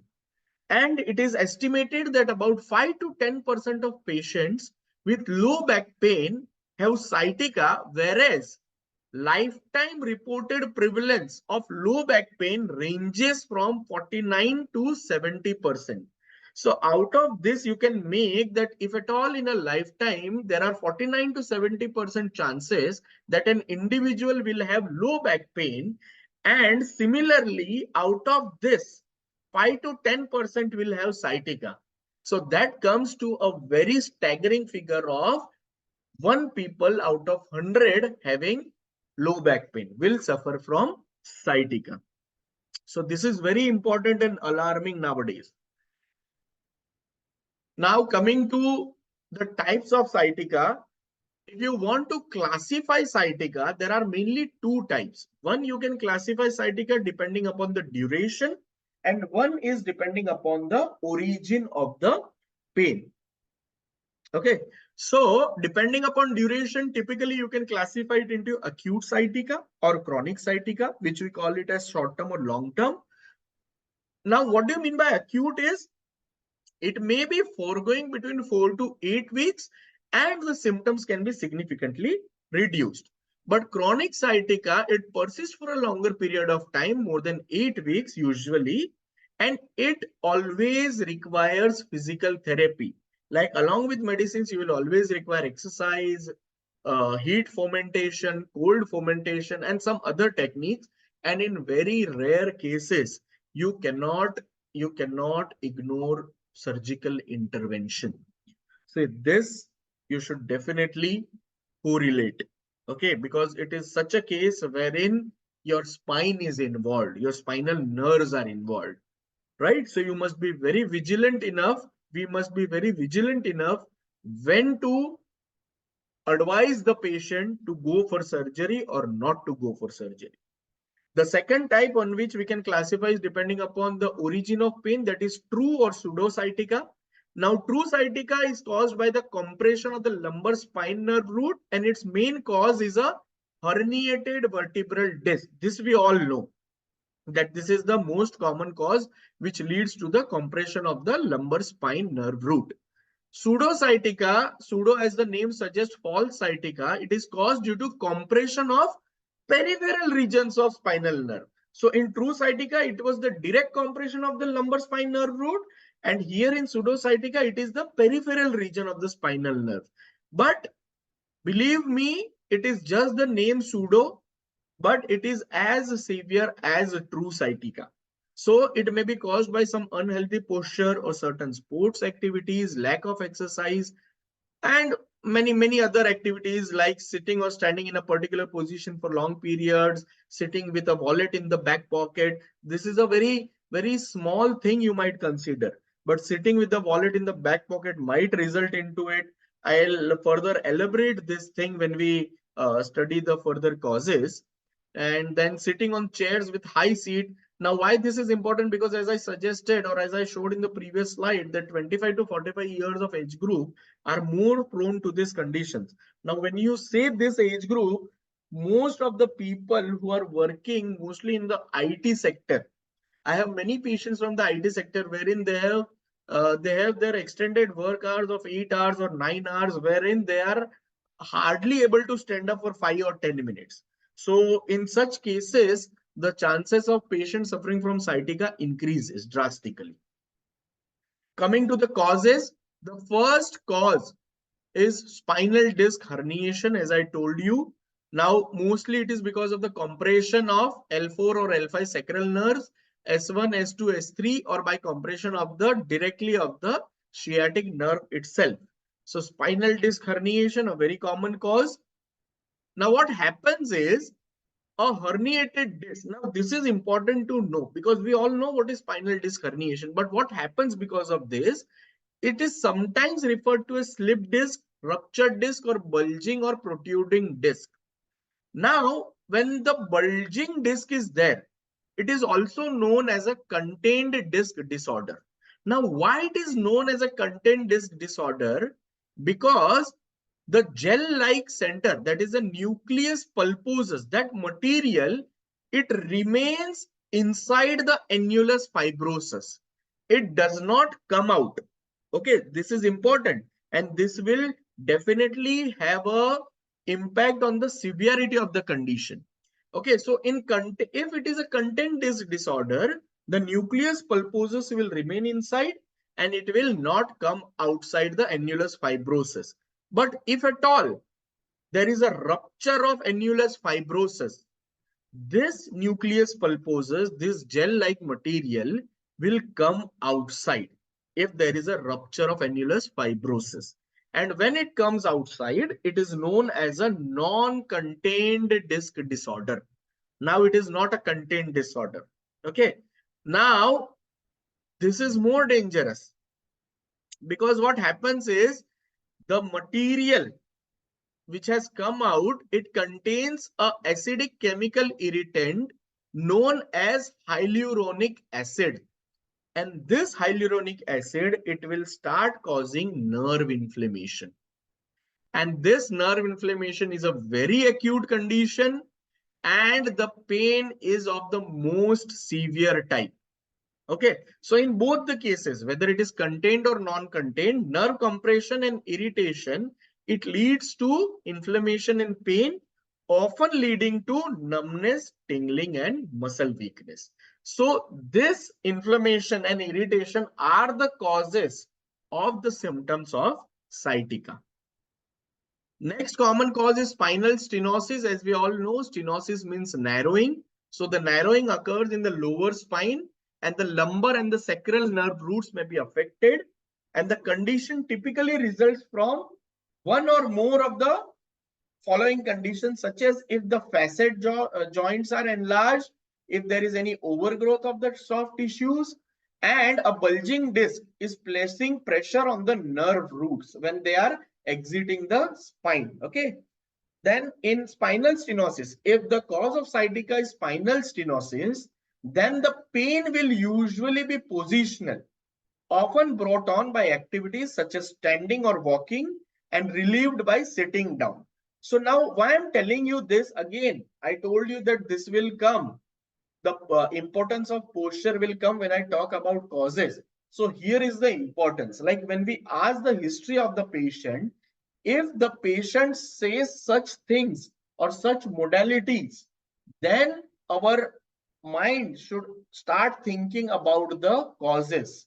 So if you get this similar aggravations, ameliorations, then you must think about the cause of sciatica as spinal stenosis. Okay. Another is piriformis syndrome. Now this is what I meant by when you, or particularly males who have the habit of carrying their wallet in the back pocket. And if you have the sitting habit wherein the wallet is compressing on the piriformis muscle, then it will give rise to sciatica. How? I'll tell you. It is named from the piriformis muscle and the pain caused when the muscle irritates the sciatic nerve.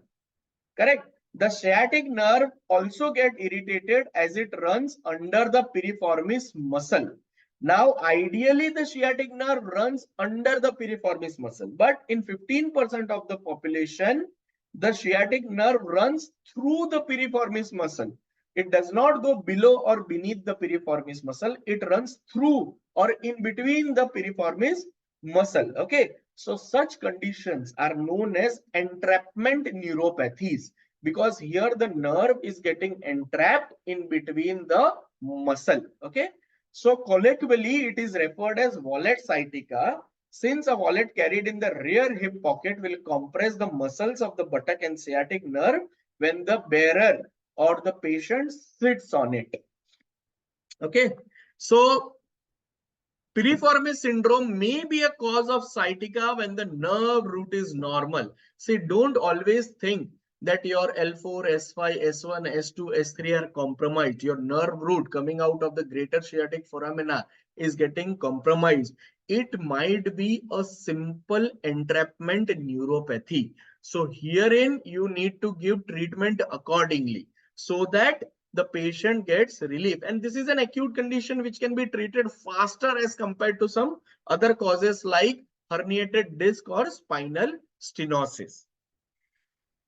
Next is spondylolisthesis. Now, this is a condition which is characterized by when one vertebra, it gets slipped over the adjacent vertebra, like L5 slipping over S1.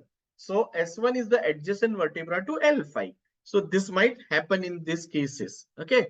So when a vertebra slips and it is displaced, the spinal node compression might occur, and it might often cause sciatic leg pain.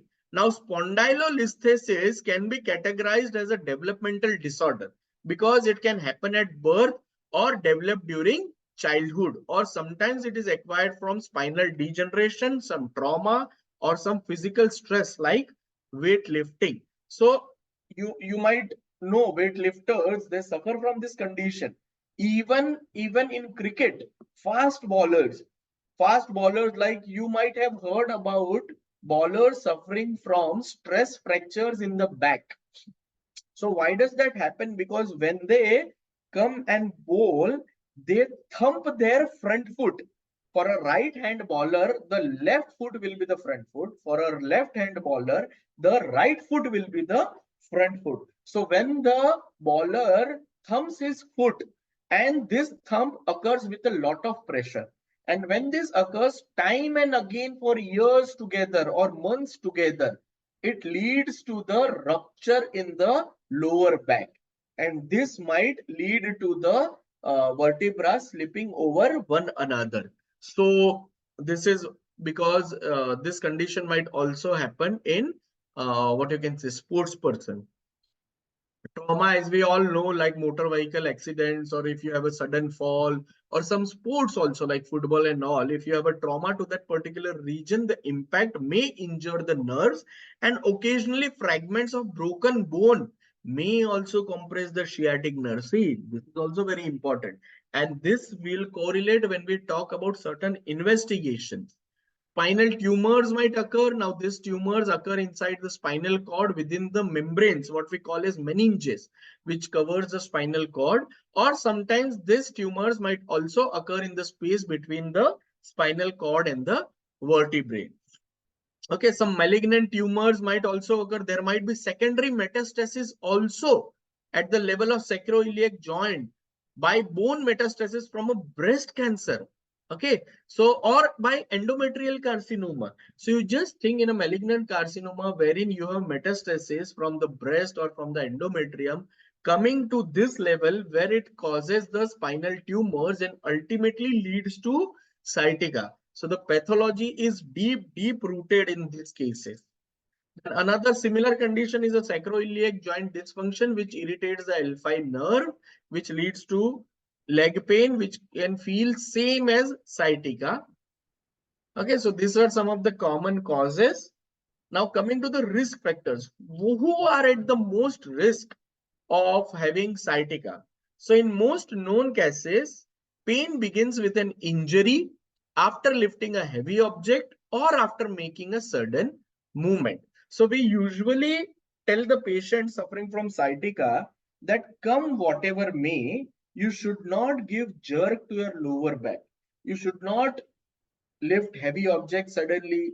You should not thump or push anything with your hands suddenly in so that your back is hampered or there is jerky movement of your back. Okay, so coming to the what you can say risk factors, as I told you, 25 to 45 are the most prevalent, but the peak age is 45 to 64.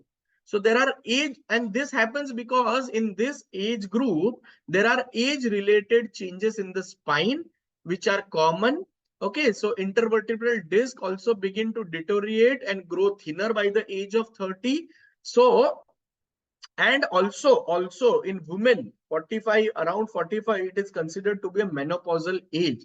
And we all know that during menopause or after menopause, there is sudden stoppage of estrogen and progesterone. And this immediately hampers the bone health of the female. Okay, so during the time of menopause, as the bones lose density, the cases or the chances or prevalence of sciatica occurring in female increases.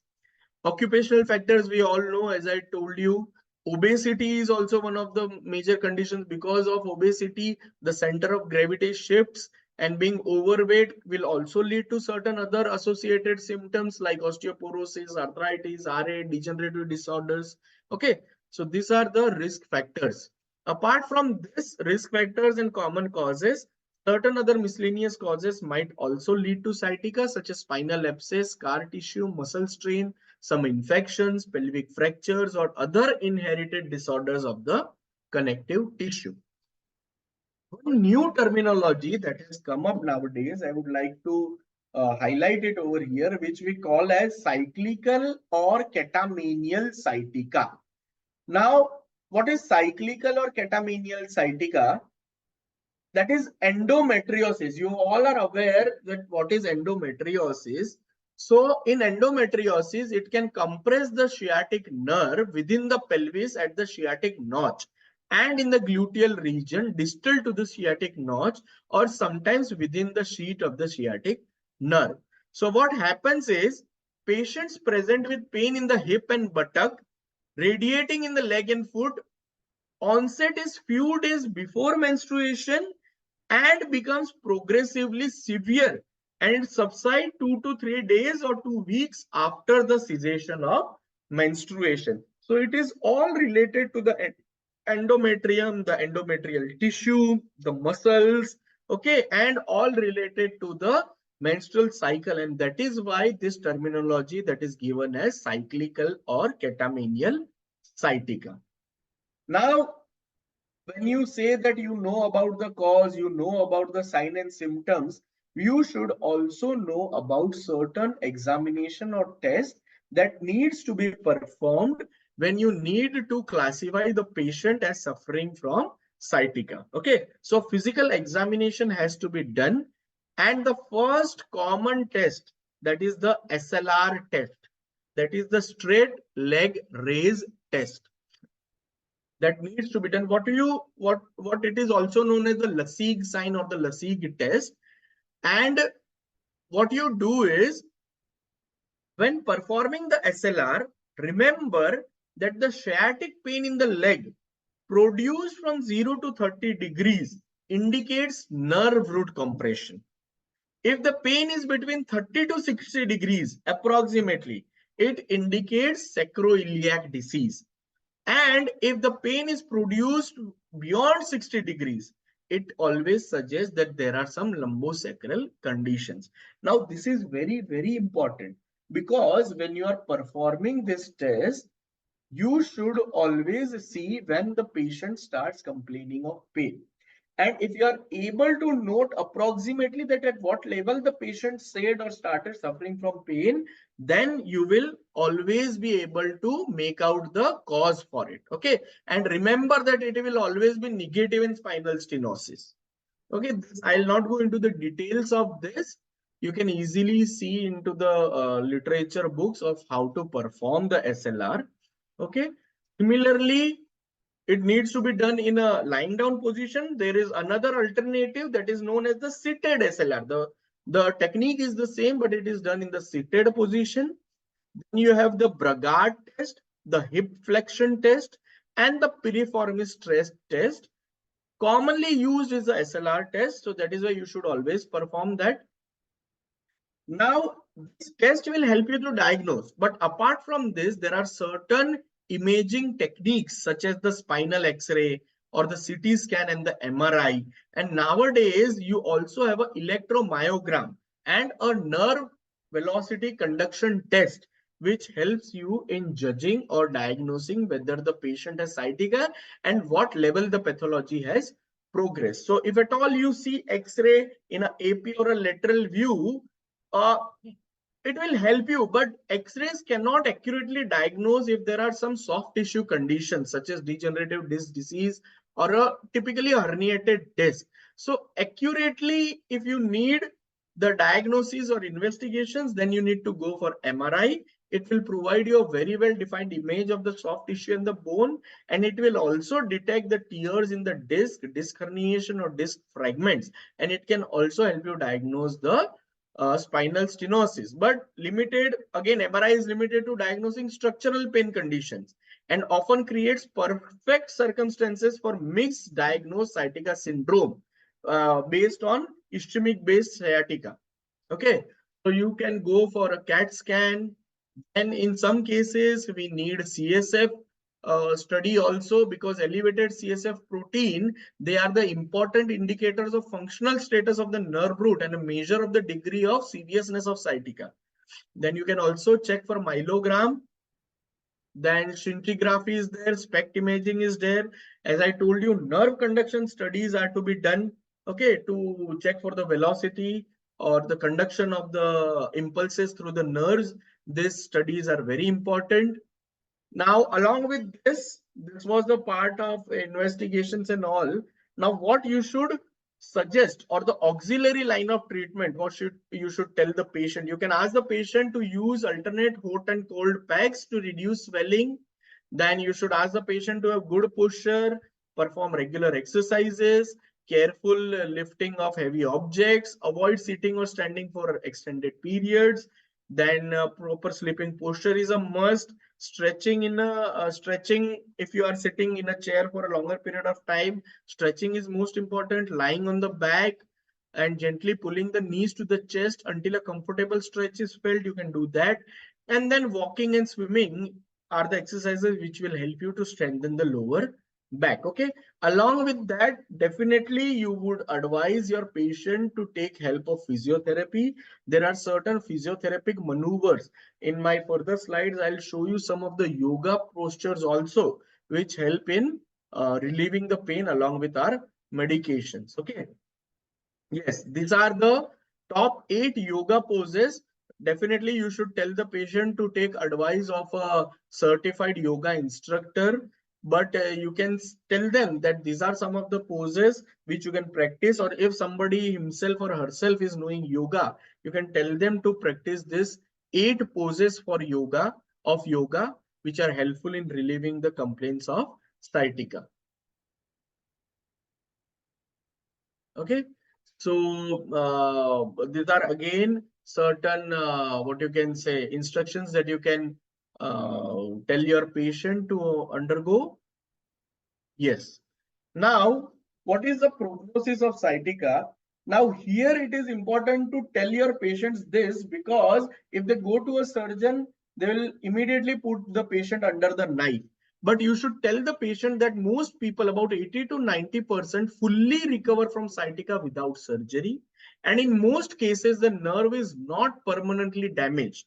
And individuals recover in 3-week to 3-month time frame. Correct? So this you should tell your patients. Coming to the homeopathic part, now I'll not go into much details of what homeopathy is, as we all know about what homeopathy is, but definitely totality of symptoms is important for us.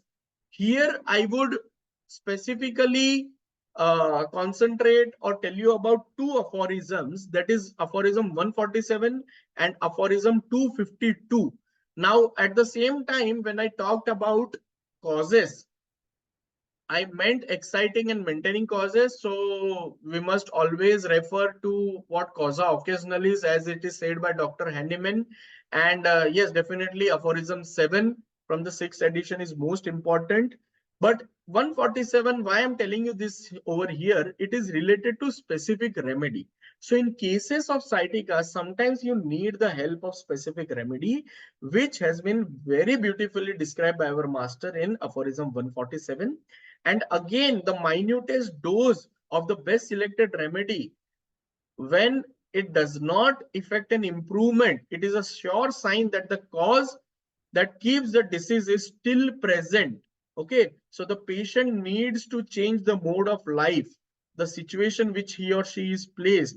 So then and then only a permanent cure may occur, which is very specifically mentioned in aphorism 252. So the auxiliary line of treatment, the physiotherapy, it plays an important role, and that is being said in our aphorism 252. Okay, so I have tried to inculcate or take together the miasmatic approach for different types of pain, wherein neuralgic pains, you can either classify it under the category of psora or pseudosora, shooting or tearing pains as psychotic, psoric or pseudosoric neuralgic pains, which are relieved by quiet, rest and warmth, then syphilitic pains, which are worse at night, the psychotic pains, which are worse by rest. So these modalities will help you to classify the miasm of the patient. Okay, in psora we have the numbness of extremities and tingling sensation. So all of this will be very helpful if you are very vigilant enough to catch the symptoms of the patient very diligently. Okay, so miasmatic cleavage, it goes as traumatic. If the cause is traumatic, then it is non-miasmatic or mechanical cause. If there is infective pathology, Then post-herpetic neuralgia, it goes into psychotic preponderance, and tubercular pathology, you have a pseudosoric preponderance. If it is inflammatory pathology, then psychotic preponderance. And if the pathology is degenerative, like lumbar spondylosis, then syphilitic preponderance is there. Now, if you go to the repertory, there are many good repertories which directly suggest us medicine. Like in Kent's repertory, if you go to the rubric extremities, pain, lower limb, sciatica, directly it is given. And then in the sub rubric, there are right sciatica, remedies for right sciatica, left sciatica, then morning, night. In Phatak's repertory, the rubric sciatica is directly given. Dr. Phatak gives the sub rubric as ascending sciatica, cuffing aggravation sciatica, flexing leg amelioration sciatica, wherein one of the important remedies I would definitely like to mention it over here, Nephelium. Don't forget the role of Nephelium whenever you are treating a case of sciatica, specifically as a specific remedy. Okay, then Dr. Clark has also given the rubric sciatica. In synthesis repertory also, you will have the rubric. Then in synthesis repertory, you also have the rubric formication, wherein a single remedy of Nephelium is given. Then in complete repertory also, different rubrics and sub-rubrics are given, wherein in front of them, the medicines are mentioned. Okay, now going to the cases. Now, cases, I would say, are not that important because you and me or all our dear friend homeopaths will be having different types of patients, individual patients. So your approach might be different. The totality of symptoms when you will take the help of repertory, you will take the help of organon, you will take the help of materia medica, and you will definitely get the simillimum. But in cases of sciatica, the criteria for assessment is very important. So here is just a guideline which I am giving over here, that you can say after your treatment, you can categorize the criteria as marked improvement, moderate improvement, mild improvement, no improvement, or worse. Now, what is marked improvement? When the patient says that all the parameters are normal, relief at the general level, and the patient shows 70% or more improvement. Similarly, in moderate, it is 50% or more. In mild, there is less than 50% reduction. No improvement means no response after treatment is given for a sufficient period of time. And worse means aggravation of the subjective and the objective symptoms. Now, how will you classify these criteria? So there is a scale which is known as the DN4 scale, that is the Dollier Neuropathic Scale. Now it is a screening tool for neuropathic pain. This consists of 10 items which is grouped in 4 questions. Okay.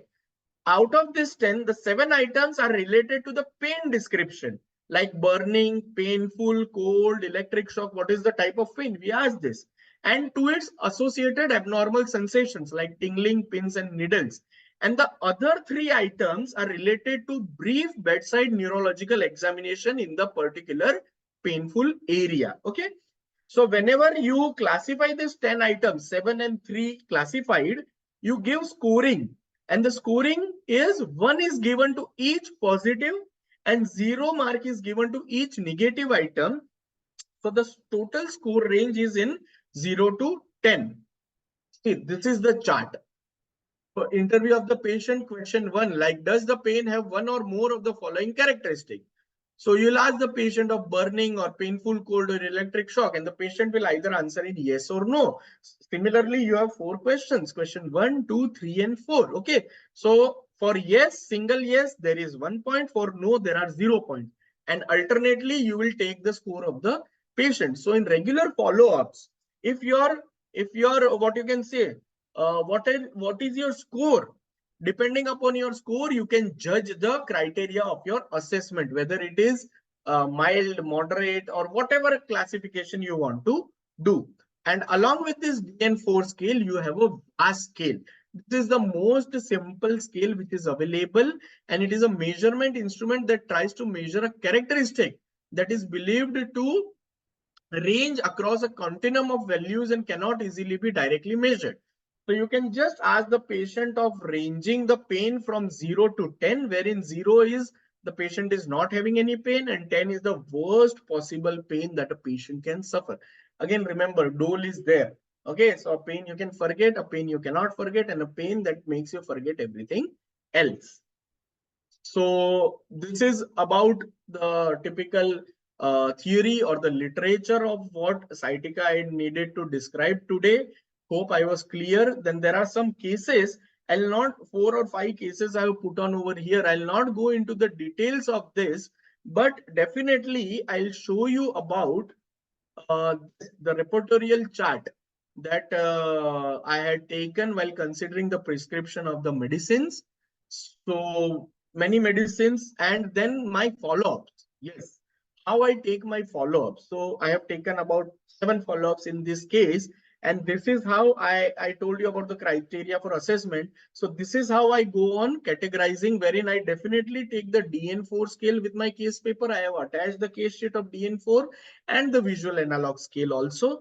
And then in every follow-up, I mark as how the patient is better by how many percentage. So here in this particular case, you can see the improvement has reached the last follow-up that I saw.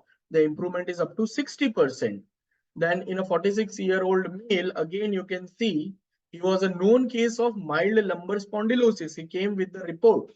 And then I took the case, did the repertorization. The remedy I got was Nux vomica. I prescribed it, and then in 6 follow-ups, the improvement is almost 85%.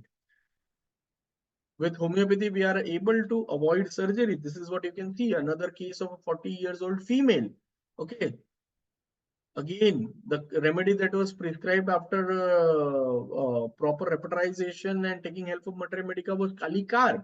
And then you can see after 6 follow-ups, the patient is totally relieved of her complaints. No complaints, and not only sciatica. Because we prescribe our similimum, all other general complaints that the patient had is improved. Similarly, a very young patient of 32 years of age was suffering from sciatica. So here also I prescribe the remedy Restox. So the patient is almost 50% better. Then again a housewife suffering from sciatica. Again the remedy Kalicar, it was given, and the patient is almost 60% better. And yes, there were cases in which in between the general complaints relapsed. So I had to repeat my similimum again. And then the patients were much better. So I hope this was beneficial. I'll stop sharing the slide. Thank you, sir. Thank you very much. I hope, sir, this was beneficial. I had to constrain it within 1 hour. Whatever literature material I could show, I was a little bit fast, I think so. But yes, I need to go through it because literature for sciatica is way much nowadays. Research has been done on it. So it was difficult for me, but I hope I was able to explain it in a better way. Thank you very much, sir. It was a very nice presentation because so simple, but you are described it in a very simple language and simple. We can, all the words you use, but we can absorb it. So now, thank you very much, sir. Now this is the time for. I am very much impressed because of the scale. DN4 scale. This is the first time I am hearing that. So this type of so many technical terms are you used. Thank you very much, sir. Now this is the time for somebody want to ask. Please raise your hands, and I will allow. Please.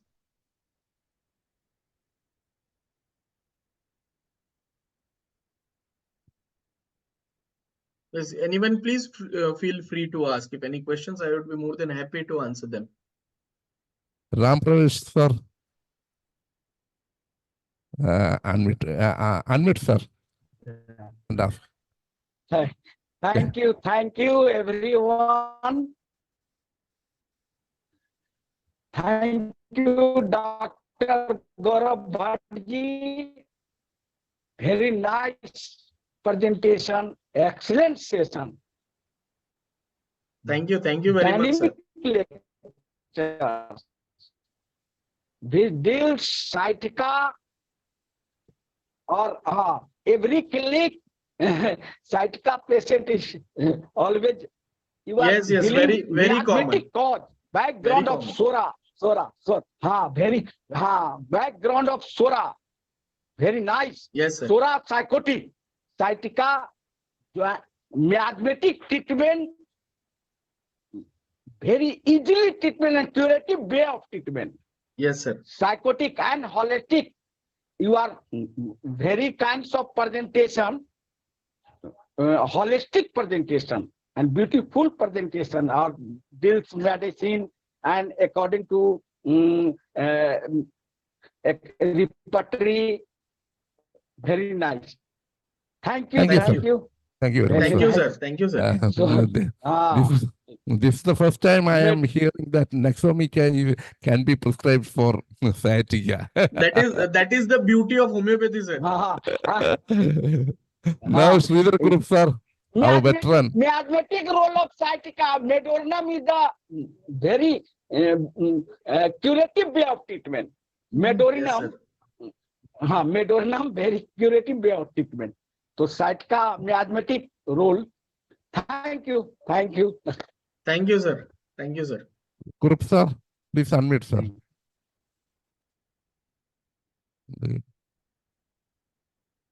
Kurup sir. He raised his hand because of there may be Sir has network raised problem. Dr. T and Shiduk. Yes. Kurup sir, unmute, sir. Unmute. Sir, you need to unmute, sir. Okay. Okay. Now ask. Okay. Sir, it is GAURAV, but it was a very good section. Excellent. Thank you, sir. But I am not so far, even a single case, I am not failed in the sciatic problem. Yes, sir. Okay. It is a very good area for the homeopath. Yes, sir. So they are suffering. The suffering is when once you may suffer, then you will come to know the difficulties, unbearable pain. Unbearable. Yes, sir. So that it is a so many cases, so-called incurable sciatic cases, a homeopath can cure. So it was a very good scientific way of approach. You are not taught. You made all the others to how to catch the fish, not to be simply feeding to the fish directly. So I congratulate you. Come again with Thank you, such sir. a wonderful that section. Thank you very much. Wish you all the best. Thank you. Thanks a lot, sir. Now, please say word of thanks also, sir. Kurup sir. Yes, sir. You said about from the everything A to Z, but it is very efficient presentation and come again with such a wonderful presentation. Thank you very much. Come, in behalf of Ifph and to the doctors and to the all others who are present in this, I am giving my sincere thanks to you in behalf of all the doctors, students, and well-wishers. That all that I give from my sincere thanks. Thank you. Come again. Bye. Good night. Thank you, sir. Thank you for giving me the opportunity, sir. Thank you for giving me the platform. Thank you, sir. Yes. Now, here we are concluding our English session. Tomorrow this time, 8 o'clock, there will be our English session. And now we are passing to our local language Malayalam session. So you are thank you very much. Again and again, I say thanks to you. We are very much grateful to you. Now we are Thank you, Hubert sir, for your kind words. Thank you, De Silva, sir. Thank you, sir. Thank you, sir. Okay, now I invite. I'll leave, sir. I can leave. Yeah, sir? you can leave. You can leave. Okay. Thank you, sir. Thanks a lot. Sahani sir is not there, but I thank him from the bottom of my heart also. Okay, now I invite Dr. Mariamma John to do our Malayalam session moderation.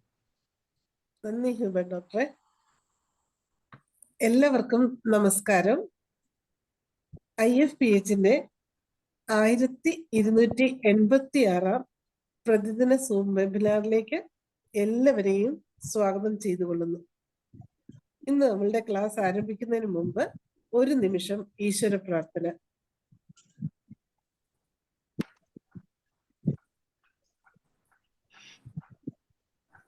നന്ദി. ഇന്ന് നമ്മോടൊപ്പം എത്തിയിരിക്കുന്നത് നമ്മുടെ എല്ലാം സുപരിചിതനായ doctor N Gopikrishnan സാറാണ്. Sir homeopathy ഡിപ്പാർട്ട്മെന്റിൽ നിന്നും Thrissur DMO ആയിട്ട് റിട്ടയർ ചെയ്ത ഡോക്ടറാണ്. District cooperative homoeopathic hospital Palakkad CMO ആയി നിലവിലും പ്രവർത്തിച്ചു വരുന്നു. അതുപോലെ തന്നെ ഹോണററി കൺസൾട്ടന്റ് ഇന്നോവേഷൻ തൃശ്ശൂരിലും പ്രവർത്തിക്കുന്നു. IHMAയുടെ പാലക്കാട് ജില്ലാ പ്രസിഡന്റാണ്. 40 വർഷത്തെ ചികിത്സാനുഭവങ്ങളുണ്ട്. നമുക്ക് എല്ലാവർക്കും അറിയാവുന്ന പോലെ സാർ നമുക്ക് ബാറ്റ് ഫ്ലവർ റെമഡിയെ കുറിച്ചുള്ള വളരെ വിശദമായ ഒരു ക്ലാസ്സുകൾ നമുക്ക് എടുത്തു തന്നുകൊണ്ടിരിക്കുകയാണ്. ബാറ്റ് ഫ്ലവർ മരുന്നുകളും അതുപോലെ മാഗ്നറ്റോ തെറാപ്പിയിലും പ്രശസ്തനായ ഡോക്ടറാണ്. ഇന്നും നമുക്ക് സാറിന്റെ ക്ലാസ് കേൾക്കാനായിട്ട് ആകാംക്ഷയോടെ നമ്മളെല്ലാവരും ഇരിക്കുകയാണ്. ഇന്ന് നമ്മൾക്ക് സാറിന്റെ ക്ലാസ് ഞങ്ങൾക്ക് തരുന്നതിനും ചികിത്സാനുഭവങ്ങൾ പങ്കിടുന്നതിനുമായി ഗോപികൃഷ്ണൻ ഡോക്ടറെ വളരെ സന്തോഷപൂർവ്വം ഈ പ്ലാറ്റ്ഫോമിലേക്ക് സ്വാഗതം ചെയ്തുകൊള്ളുന്നു. സർ, ക്ലാസ് തുടങ്ങാം. റെസ്പെക്റ്റഡ് ഡോക്ടേഴ്സ്, വീണ്ടും നമ്മൾ അടുത്തൊരു ബാഷോ റെമഡീസിന്റെ ക്ലാസ്സിലേക്ക് എത്തുകയാണ്. എൻ്റെ വന്യപിതാവ് പുത്രമേനോൻ സാറിനെയും എൻ്റെ വന്യ ഗുരുനാഥ മാതാമൃതാനന്ദമയെ സ്മരിച്ചുകൊണ്ട് ഇന്നത്തെ ക്ലാസ് ആരംഭിക്കുകയാണ്. ബാഷോ റെമഡീസിനെ കുറിച്ച് എത്ര പറഞ്ഞാലും മതി വരാത്ത ക്ലാസ്സുകളിലൂടെ നമ്മൾ മുന്നോട്ട് പോയിക്കൊണ്ടിരിക്കുകയാണ്. ഇന്ന് മെയിനായിട്ട് ഒരു റെമഡി, അതായത് ചിക്കറി എന്നുള്ള മരുന്നിനെ കുറിച്ചാണ് ഡീറ്റെയിൽഡ് ഡിസ്കഷൻസ്. അതിൻ്റെ ഉപയോഗമാണ് ഇന്നത്തെ ക്ലാസ്സിൻ്റെ പ്രത്യേകത. വളരെയധികം യൂസ്ഫുൾ ആയിട്ട് ജീവിതത്തിൽ നമുക്ക് നമ്മുടെ ക്ലിനിക്കിലൊക്കെ വരുന്ന പേഷ്യൻസിനൊക്കെ ധാരാളം നമുക്ക് യൂസ് ചെയ്യാൻ പറ്റുന്ന ഒരു ട്രിക്കാണ് ചിക്കറി എന്നുള്ള മരുന്ന്. അതിൻ്റെ ഒരു കീവേഡ്സ് അല്ലെങ്കിൽ കീനോട്ട് സിംറ്റംസ് നമ്മൾ പറയുകയാണെങ്കിൽ ഓവർ പൊസസീവ്നെസ്. ഓവർ പൊസസീവ്നെസ് എന്ന് പറഞ്ഞാൽ എനിക്ക് മാത്രം അവരുടെ പ്രസൻസ് ആവശ്യമാണ്, അല്ലെങ്കിൽ പൊസഷൻ ജാസ്തി, അത് അമിതമായ പൊസഷൻ. ഇപ്പോൾ ഒരു ഭാര്യ പറയുകയാണെങ്കിൽ എനിക്ക് എൻ പുരുഷൻ തന്നെ എനിക്ക് മറ്റുന്നതാണ് എന്ന ഒരു പൊസസീവ്നെസ്. അവരോട് ആരും സംസാരിക്കാൻ പാടില്ല, അവരോട് എൻ്റെ ഭർത്താവ് അവരോട് മിണ്ടാൻ പാടില്ല. പൊസസീവ്നെസ് ജാസ്തി ആയിട്ടുള്ള പ്രോബ്ലംസ്, ഫിസിക്കലായിട്ടും മെന്റലായിട്ടും വരുന്ന പ്രോബ്ലംസ് ഓവർ പൊസസീവ്നെസ്. ആ പൊസസീവ്നെസ് നെഗറ്റീവ് ലവാണ് അതിലൊക്കെ വരുന്നത്. ശരിക്കും പൊസസീവ്നെസ് ജാസ്തിയായിട്ട്, ശരിക്കും പറഞ്ഞാൽ പണ്ടത്തേക്ക് നമ്മള് ജന്മിമാരും ഭൃത്യന്മാരും ഉള്ള ഒരു സിംറ്റംസിന്റെ അതേമാതിരി തന്നെയാണ്. യജമാനം അവരെ ബാല്യക്കാരും തമ്മിലുള്ള ബന്ധന്മാരെയാണ് ഈ ചിക്കറി എന്നുള്ള മരുന്നിന്റെ പൊസസീവ്നെസ്. അവരെപ്പോഴും അവരെ പ്രസൻസ് ആവശ്യപ്പെടും. എന്ത് പറഞ്ഞാലും ആ യജമാനു വേണ്ടി ആ ഭൃത്യം ചെയ്തു കൊടുക്കണം. അവരെ കൺട്രോളിലാണ്, അവരുടെ റിമോട്ട് കൺട്രോളിലാണ് ഈ ഭൃത്യം നിൽക്കുന്നത്. അങ്ങനത്തെ ഒരു ക്യാരക്ടറാണ് ഈ കീവേഡ്സ്. ഈ പൊസസീവ്നെസ് ജാസ്തി ആയിട്ട് ഭാര്യ ഭർത്തൃ ബന്ധത്തിന് വരെ വളരെയധികം പ്രശ്നങ്ങൾ സൃഷ്ടിക്കപ്പെടുന്ന ഒരു കാലഘട്ടത്തിലൂടെ നമ്മൾ കണ്ടെത്തുന്നു. ഒരു എക്സാമ്പിൾ പറയുകയാണെങ്കിൽ, ഒരു ഫാമിലിയിൽ ഭർത്താവ് അവരുടെ അച്ഛനെ വളരെയധികം ശ്രദ്ധിക്കുന്നു, എന്നെ കൂടുതൽ ശ്രദ്ധിക്കുന്നില്ല, അല്ലെങ്കിൽ എൻ്റെ ഭർത്താവ് ക്രമേണ ഗൃഹസ്ഥാശ്രമം കഴിഞ്ഞ് ചെയ്യാണ്ട് ആശ്രമത്തിലേക്ക് പോകുന്നുള്ള ഒരു സിറ്റുവേഷനിലൊക്കെ അവരെ തോട്ട്സ് അങ്ങനെ പോയി. അപ്പോൾ ഭർത്താവ് അവരുടെ അച്ഛനെയും കൊണ്ട് ഒരു വലിയ ഫംഗ്ഷന് എറണാകുളത്ത് പോയ സമയത്ത് ഈ ഭാര്യ ഒരു ടെലഗ്രാം അടിച്ചു, ഞാൻ അത്യാസന്നയിൽ കിടക്കുകയാണ്, ഉടൻ തന്നെ മറവ് വരുന്നു. ജനസാഗരങ്ങളുടെ മുമ്പിൽ ഒരു വലിയൊരു ഫംഗ്ഷൻ നടക്കുന്ന സമയത്ത് ഈ ടെലഗ്രാം ഓഡിയൻസ് കേൾക്കാൻ അനൗൺസ് ചെയ്യേണ്ടി വന്നു. ഈ ടെലഗ്രാം കിടക്കുന്ന വ്യക്തി ആരാണ്, അവർ ഉടൻ തന്നെ നാട്ടിലേക്ക് മടങ്ങുക എന്നായിരുന്നു ഉടൻ അനൗൺസ് ചെയ്തത്. പക്ഷെ തിരിച്ചവർ നാട്ടിലെത്തിയ സമയത്ത് കണ്ടത് പൂർണ്ണ ആരോഗ്യവതിയായ ഭാര്യയാണ് കണ്ടത്. അപ്പോൾ ഓവർ പൊസസീവ്നെസ് ജാസ്തിയായിട്ട് എന്നെ വിട്ടു പോകുമോ എൻ്റെ ഭർത്താവ്, എനിക്ക് ഗൃഹസ്ഥാശ്രമം വേണ്ട, അവർ സന്യാസത്തിലേക്ക് പോകുന്നുള്ള തോട്ട്സാണ് അവർക്ക് ഇങ്ങനത്തെ ഒരു ഡീൽ ചെയ്യാൻ പ്രേരിപ്പിച്ചത്. അപ്പോൾ over possessiveness, self centred. Next keyword self centred. എല്ലാം എനിക്ക് പ്ലാറ്റിന പേഷ്യന്റുമാർ, സുപ്പീരിയോറിറ്റി കോംപ്ലക്സ്, എനിക്ക് എന്നെ എല്ലാവരും സെൻറ്റർ ചെയ്തിട്ട് വേണം കാര്യങ്ങൾ നടത്താൻ. ഒരു വീട്ടിൽ ഒരു ചിക്കറി പേഷ്യൻ്റ് പറഞ്ഞാൽ നമുക്ക് വേഗം കണ്ടുപിടിക്കാൻ പറ്റും. എല്ലാം അവരുടെ അഭിപ്രായം അനുസരിച്ച് ചെയ്യാൻ പറ്റും, എല്ലാം അവരോട് ചോദിച്ച് ചെയ്യാൻ പറ്റും. അവരാണ് സെൻറ്റർ ഓഫ് അട്രാക്ഷൻ. അവര് അവിടെ ഒരു കാര്യം പറയാണ്ട് വീട്ടിലെ ഒരു ഇല പോലെ അനങ്ങാൻ പാടില്ല. അത്രയും self centered person. ജെലസി, Lachesis, Houllier എന്ന നമ്മുടെ ഹോമിയോപ്പതി റെമഡിയന്മാർ ജെലസിയുടെ മൂർധന്യാവസ്ഥയിലുള്ള ഒരു ക്യാരക്ടറുള്ള ഇതാണ് നമ്മുടെ ചിക്കറി എന്നുള്ളത്. Should be centre of at. Negative love പക്ഷേ ഈ പൊസസീവ് ജാസ്തി ആയി കഴിഞ്ഞാലുള്ള പ്രശ്നം നെഗറ്റീവ് ലവ്. ശരിക്കും പറഞ്ഞാൽ അവരുടെ ആജ്ഞാനവർത്തികൾ ആയി മറ്റുള്ളവർ എപ്പോഴും പെരുമാറിക്കൊള്ളണം, അല്ലെങ്കിൽ അവർക്ക് നരക ജീവിതമായിരിക്കും നൽകുക. ഇപ്പോൾ സ്കൂളിൽ പോകുന്ന ഒരു കുട്ടിയാണ്, അല്ലെങ്കിൽ കല്യാണം കഴിക്കാൻ പോകുന്ന ഒരു മകളാണുണ്ടെങ്കിൽ അവരുടെ ജീവിതം പോലും വേണ്ടാന്ന് വെച്ച് അവരെ കൊണ്ട് തൻ്റെ സുഖ സൗകര്യങ്ങളൊക്കെ ആയിട്ട് മക്കളെ ഉപയോഗപ്പെടുത്തുന്ന ഒരു സ്വഭാവക്കാരിമാര് സ്ത്രീകളാവാം അല്ലെങ്കിൽ പുരുഷന്മാരാവാം. അപ്പോൾ നെഗറ്റീവ് ലവ്, സെൽഫിഷ്നെസ് ജാസ്തിയാണ്, അധികാരമോഹം. പ്ലാറ്റിനം എന്നൊക്കെ പറയുന്ന ഡോമിനേറ്റിംഗ് ക്യാരക്ടറാണ്. അധികാരമോഹം ജാസ്തിയാണ്.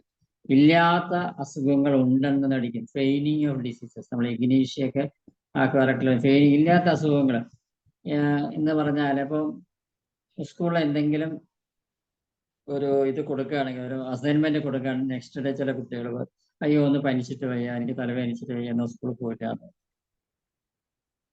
അപ്പോൾ ഇല്ലാത്ത അസുഖം നടിച്ച് നമ്മൾ സ്കൂളിൽ അന്വേഷിച്ചാൽ എന്താ കുട്ടീന് വരാത്ത വെച്ചാൽ കുട്ടി സുഖമില്ല, അതല്ല കുട്ടിയോട് ഒരു കോമ്പോസിഷൻ എഴുതി കൊണ്ടുവരാം, അല്ലെങ്കിൽ ഇന്ന് പരീക്ഷയാണ് പറഞ്ഞത് അതുകൊണ്ടാണ് കുട്ടി വരാത്തത്. അപ്പോൾ അവർ അപ്പോൾ ഫെയിലിംഗ് ഓഫ് ഡിസീസ്, ഇല്ലാത്ത അസുഖങ്ങൾ പണ്ടൊക്കെ ആണെങ്കിൽ പണ്ടും ഇപ്പോഴൊക്കെ ഉണ്ടാവും. നമ്മൾ ആക്സിലയില് ചെറിയ ഉള്ളി വെച്ച് കിടന്നു കഴിഞ്ഞാൽ രാവിലെ ആകുമ്പോൾ പനി നമുക്ക് വരും. അതേമാതിരിയുള്ള ഡിസീസ് ഒക്കെ ഉണ്ടാകും.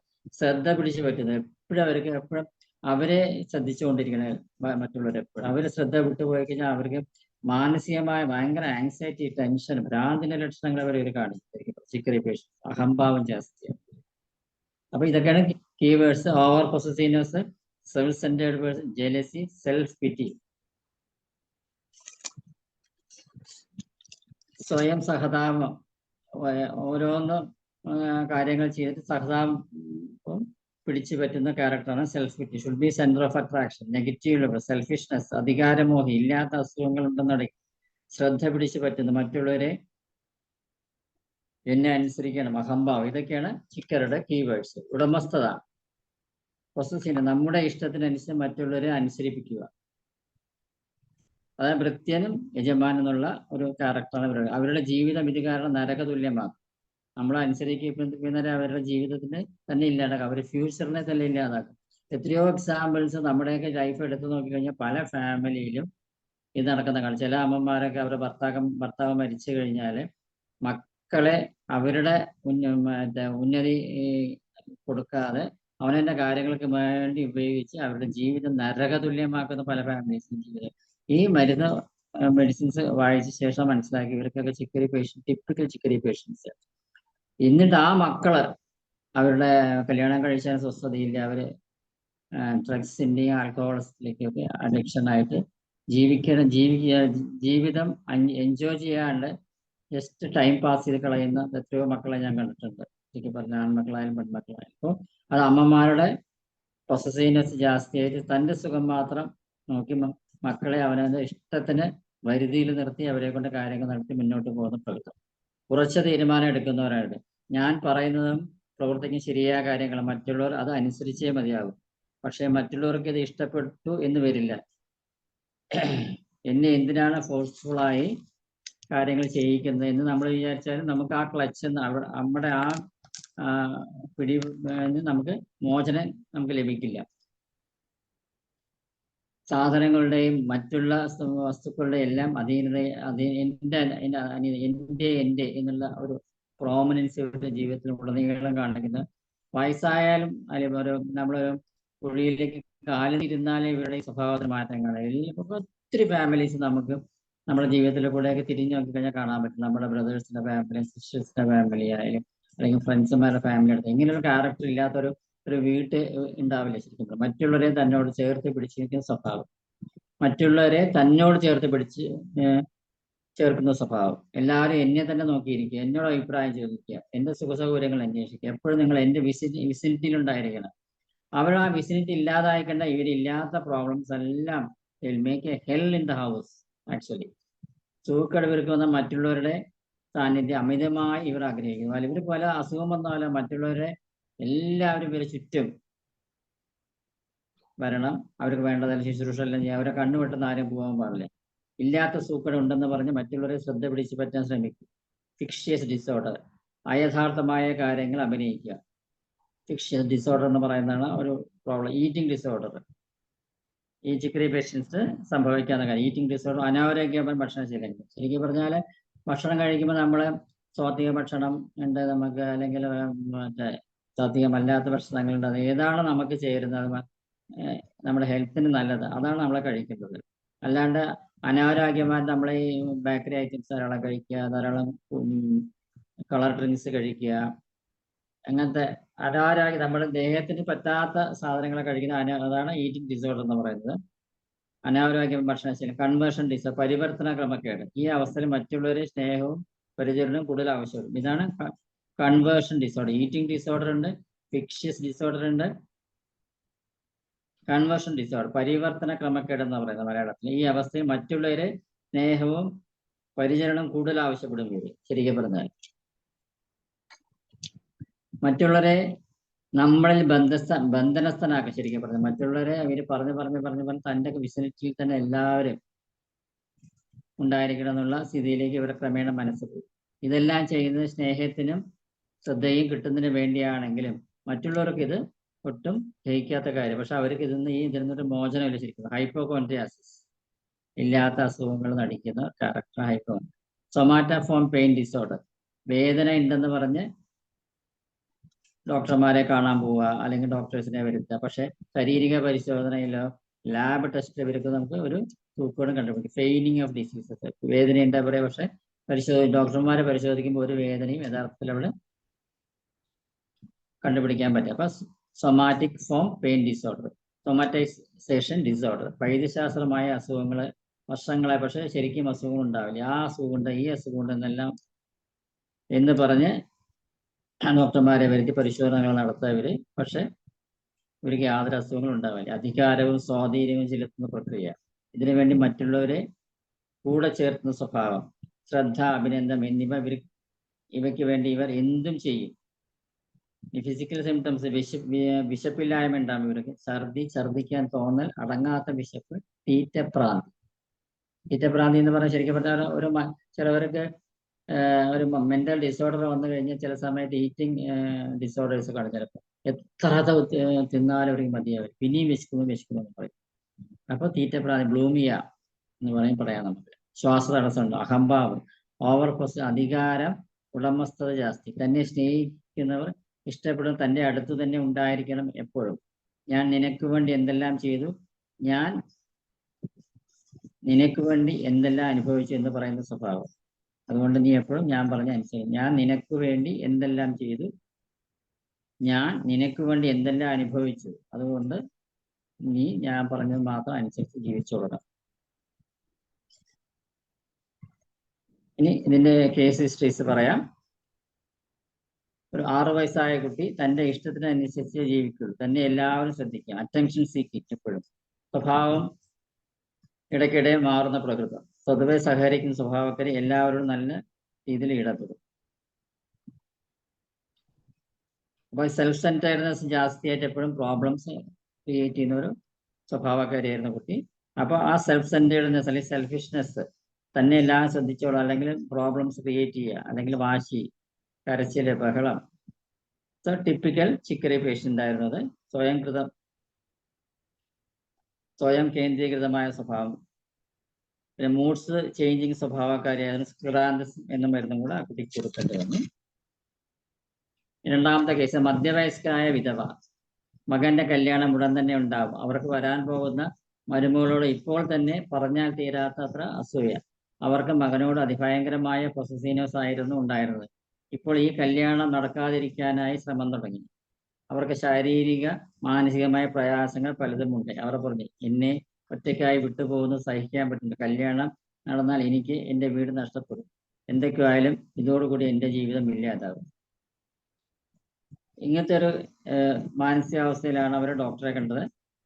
ഈ ടിപ്പിക്കൽ പൊസസീവ്നെസ്, ഈഗോയിസം, അഹങ്കാരം ഇതെല്ലാം ഉള്ളതുകൊണ്ട് ചിക്കറി വാസ് പ്രിസ്ക്രൈബ് ആൻഡ് ജെലസി. മരുമകളോട് മരുമകൾ വീട്ടിലെത്തിയിട്ട് അപ്പം തന്നെ അവർക്ക് അതിനെ ആലോചിച്ച് അവർക്ക് അസൂയ ജാസ്തിയായി അവരെന്നെ പറയാം.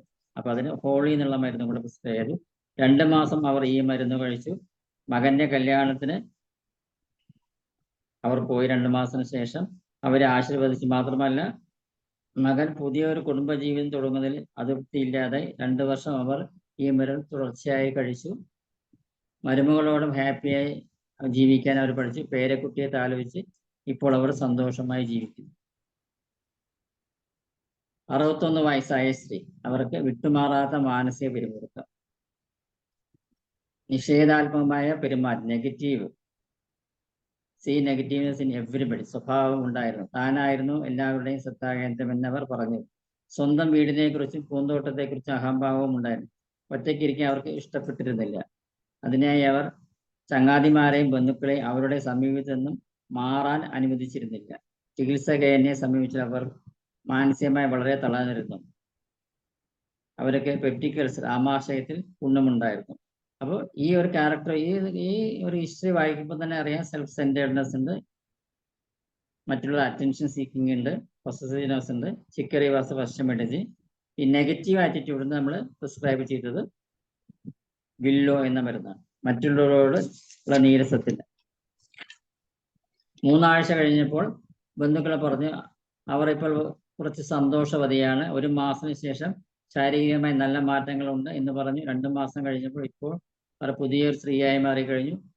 അവരുടെ അൾസർ പൂർണ്ണമായും മാറിക്കഴിഞ്ഞു. ഇപ്പോൾ അതിനെക്കുറിച്ച് യാതൊരു ബുദ്ധിമുട്ടുമില്ല. നമ്മുടെ അടുത്ത് ചികിത്സയ്ക്ക് വരുമ്പോൾ അവർക്ക് അവരുടെ മെന്റൽ ക്യാരക്ടർ വെച്ചിട്ട് നമ്മൾ പ്രിസ്ക്രൈബ് ചെയ്തു. ഫിസിക്കലായിട്ട് അവർക്ക് ഈ ഒരു ആറ്റിറ്റ്യൂഡ് കൊണ്ടാണ് പെപ്റ്റിക് അൾസർ വരെ അവർക്ക് ഡെവലപ്പ് ചെയ്തത്. അതും ഈ ഒരു ചികിത്സ ഒറ്റ പ്രിസ്ക്രിപ്ഷനിൽ കൊണ്ടുവന്ന് നമുക്ക് അസുഖം മാറ്റാൻ സാധിച്ചു. 9 വയസ്സായ ആൺകുട്ടിക്ക് തലവേദന കാരണം സ്കൂളിൽ പോയില്ല. സ്കൂളിൽ അവൾക്ക് ഒരു ഉപന്യാസം എഴുതാൻ കൊടുത്തിരുന്നു. ഇവൾ ധാരാളം അക്ഷരത്തെറ്റുകൾ വരുത്തുന്ന കുട്ടിയായിരുന്നു. അതിനാൽ തലവേദന എന്ന് പറഞ്ഞ് ആ ദിവസം സ്കൂളിൽ പോയില്ല. ഇവർ സ്വയം സഹതാപം പിടിച്ചുപറ്റുന്ന പ്രകൃതക്കാരിയാണ്. മറ്റുള്ളവർ അവരെ ശ്രദ്ധിക്കണം, പരിചരിക്കണം എന്ന പ്രകൃതക്കാരിയായിരുന്നു. വാത്സല്യം ഇഷ്ടപ്പെടുന്ന പ്രകൃതക്കാരിയായിരുന്നു. മനസ്സിന് ഇഷ്ടമില്ലാത്ത കാര്യങ്ങൾ ചെയ്യില്ലായിരുന്നു. സെഗെയിൻ ഈ ടിപ്പിക്കലായിട്ടുള്ള കീനോട്ട് സിംറ്റംസ് എല്ലാം ഡെവലപ്പ്. അതുകൊണ്ട് നമുക്ക് ഈസി ആയിട്ട് പ്രിസ്ക്രൈബ് ചെയ്യും. Chicory was medicine. ശ്രദ്ധ പിടിച്ച് വരുന്ന അറ്റൻഷൻ സീക്കിംഗ് ആയിരുന്നു ചിക്കറി. അമ്മയോട് കുട്ടിയെ സ്കൂളിൽ പറഞ്ഞേക്കാൻ ഡോക്ടർ പറഞ്ഞു. തലവേദന ഉണ്ടെങ്കിലും ഇല്ലെങ്കിലും പറഞ്ഞേക്കുന്നത്. 2 മാസം കഴിഞ്ഞപ്പോൾ കുട്ടിയുടെ സ്വഭാവത്തിൽ നല്ല മാറ്റം വന്നു. ഒരു സാധാരണ കുട്ടിയുടെ മാതിരിയുള്ള സ്വഭാവ രീതി അവളുടെ ഡെവലപ്പ് ചെയ്തു. പിന്നീട് ഇതുവരെ ഒരു പ്രോബ്ലം അവൾ ക്രിയേറ്റ് ചെയ്തിട്ടില്ല. 3 വയസ്സായ പാട്ടുകാരി, ചെറുപ്പത്തിൽ വീട്ടിൽ സ്നേഹം കിട്ടാതെ വളർന്ന കുട്ടിയായിരുന്നു. അപ്പോൾ ചെറുപ്പത്തിൽ തൊട്ടിട്ട് അഫെക്ഷൻ കിട്ടാത്തൊരു കുട്ടിയായിരുന്നു. അതിന് മറ്റുള്ളവരുടെ സ്നേഹവും വാത്സല്യവും ലഭിക്കാൻ ഭയങ്കരമായ ആഗ്രഹമുണ്ട്. അപ്പോൾ വലുതായപ്പോൾ എന്ത് ചെയ്യും, അവർക്കൊരു പൊസസീവ്നെസ്സും ജലസിയൊക്കെ ഉണ്ട്. മറ്റുള്ളവർ എന്നെ സ്നേഹിക്കണം, മറ്റുള്ളവർ എനിക്ക് വാത്സല്യം, സ്വയം സഹതാപം വേണ്ടുന്ന പ്രകൃതക്കാരി, ഭയങ്കര അസൂയ ഉണ്ടായിരുന്നു. ചികിത്സയ്ക്ക് വന്നപ്പോൾ ഭയങ്കരമായ അവർ വളരെയധികം ഈ ഒരു മെന്റൽ ക്യാരക്ടർ വെച്ചിട്ട് മെന്റലായിട്ട് നമ്മൾ വളരെയധികം പ്രോബ്ലംസ് ഉണ്ടെങ്കിൽ അത് നമുക്ക് നമ്മളെ തന്നെ അവശയാക്കി മാറ്റാം. അവർക്ക് പാനിക് ഡിസോർഡർ വരെ ഉണ്ടാവും, വേർക്കുന്നുണ്ടാവും, ഇതൊക്കെ ക്ഷീണം ജാസ്തിയാവും, വെള്ളം കുടിക്കുന്ന അവർ അഹങ്കാരത്തിനും സഹതാപം നേടുന്ന ലക്ഷണത്തിനും ചിക്കറി പ്രിസ്ക്രൈബ് ചെയ്തു. അപ്പൊ ഈ ചിക്കറി പ്രിസ്ക്രൈബ് ചെയ്യുന്ന ഇടയിലൊക്കെ ഒരു ലക്ഷണം കൊണ്ട് നേരത്തെ അവർ പറഞ്ഞു, ഒരു പ്രാവശ്യം ഒരു സൂയിസൈഡ് അറ്റംപ്റ്റ് നടത്തിയിട്ടുണ്ടായിരുന്നു. അപ്പോൾ ആ ഒരു ക്യാരക്ടർ ചെറിയ പ്ലം കൂടെ പ്രിസ്ക്രൈബ് ചെയ്തു. മറ്റുള്ളവരുടെ അവരുടെ വീട്ടിൽ 2 സഹോദരിമാരുണ്ട്. ആ സഹോദരിമാരുടെ ഭയങ്കരമായിട്ട് ഇവർക്ക് അസൂയെന്ന് അവരെന്നെ പറഞ്ഞിട്ടുണ്ടായിരുന്നു. അപ്പൊ അത് പ്രമാണിച്ച് ഹോളി എന്ന മരുന്ന് പ്രിസ്ക്രൈബ് ചെയ്തു. മരുന്നിന്റെ ഫലം അത്ഭുതാവഹമായിരുന്നു. 6 ആഴ്ച കഴിയുമ്പോൾ അവർ പറഞ്ഞു, എന്നിൽ നല്ല മാറ്റങ്ങളുണ്ട്, എന്റെ പ്രോഗ്രാം നന്നായി നടക്കുന്നതിന് കൂടുതൽ ഓഫറുകൾ കിട്ടാൻ തുടങ്ങി, ഇനി ഒരു ഓർഡർ മരുന്ന് കൂടി എനിക്ക് വേണമെന്നവർ പറഞ്ഞു. 7 വയസ്സായ കുട്ടി, ഭയങ്കരമായ ശ്രദ്ധ വേണമെന്ന് വാശി, ആരെങ്കിലും എപ്പോഴും എടുത്ത് വേണമെന്ന വാശി, അത് പറ്റിയില്ലെങ്കിൽ ശാഠ്യം പിടിക്കും. എൻ്റെ അടുത്ത് വന്നപ്പോൾ ദേഹം മുഴുവൻ ചൊറിച്ചിലാണ്. അത് അർട്ടിക്കൽ സിംറ്റംസ് ആയിരുന്നു.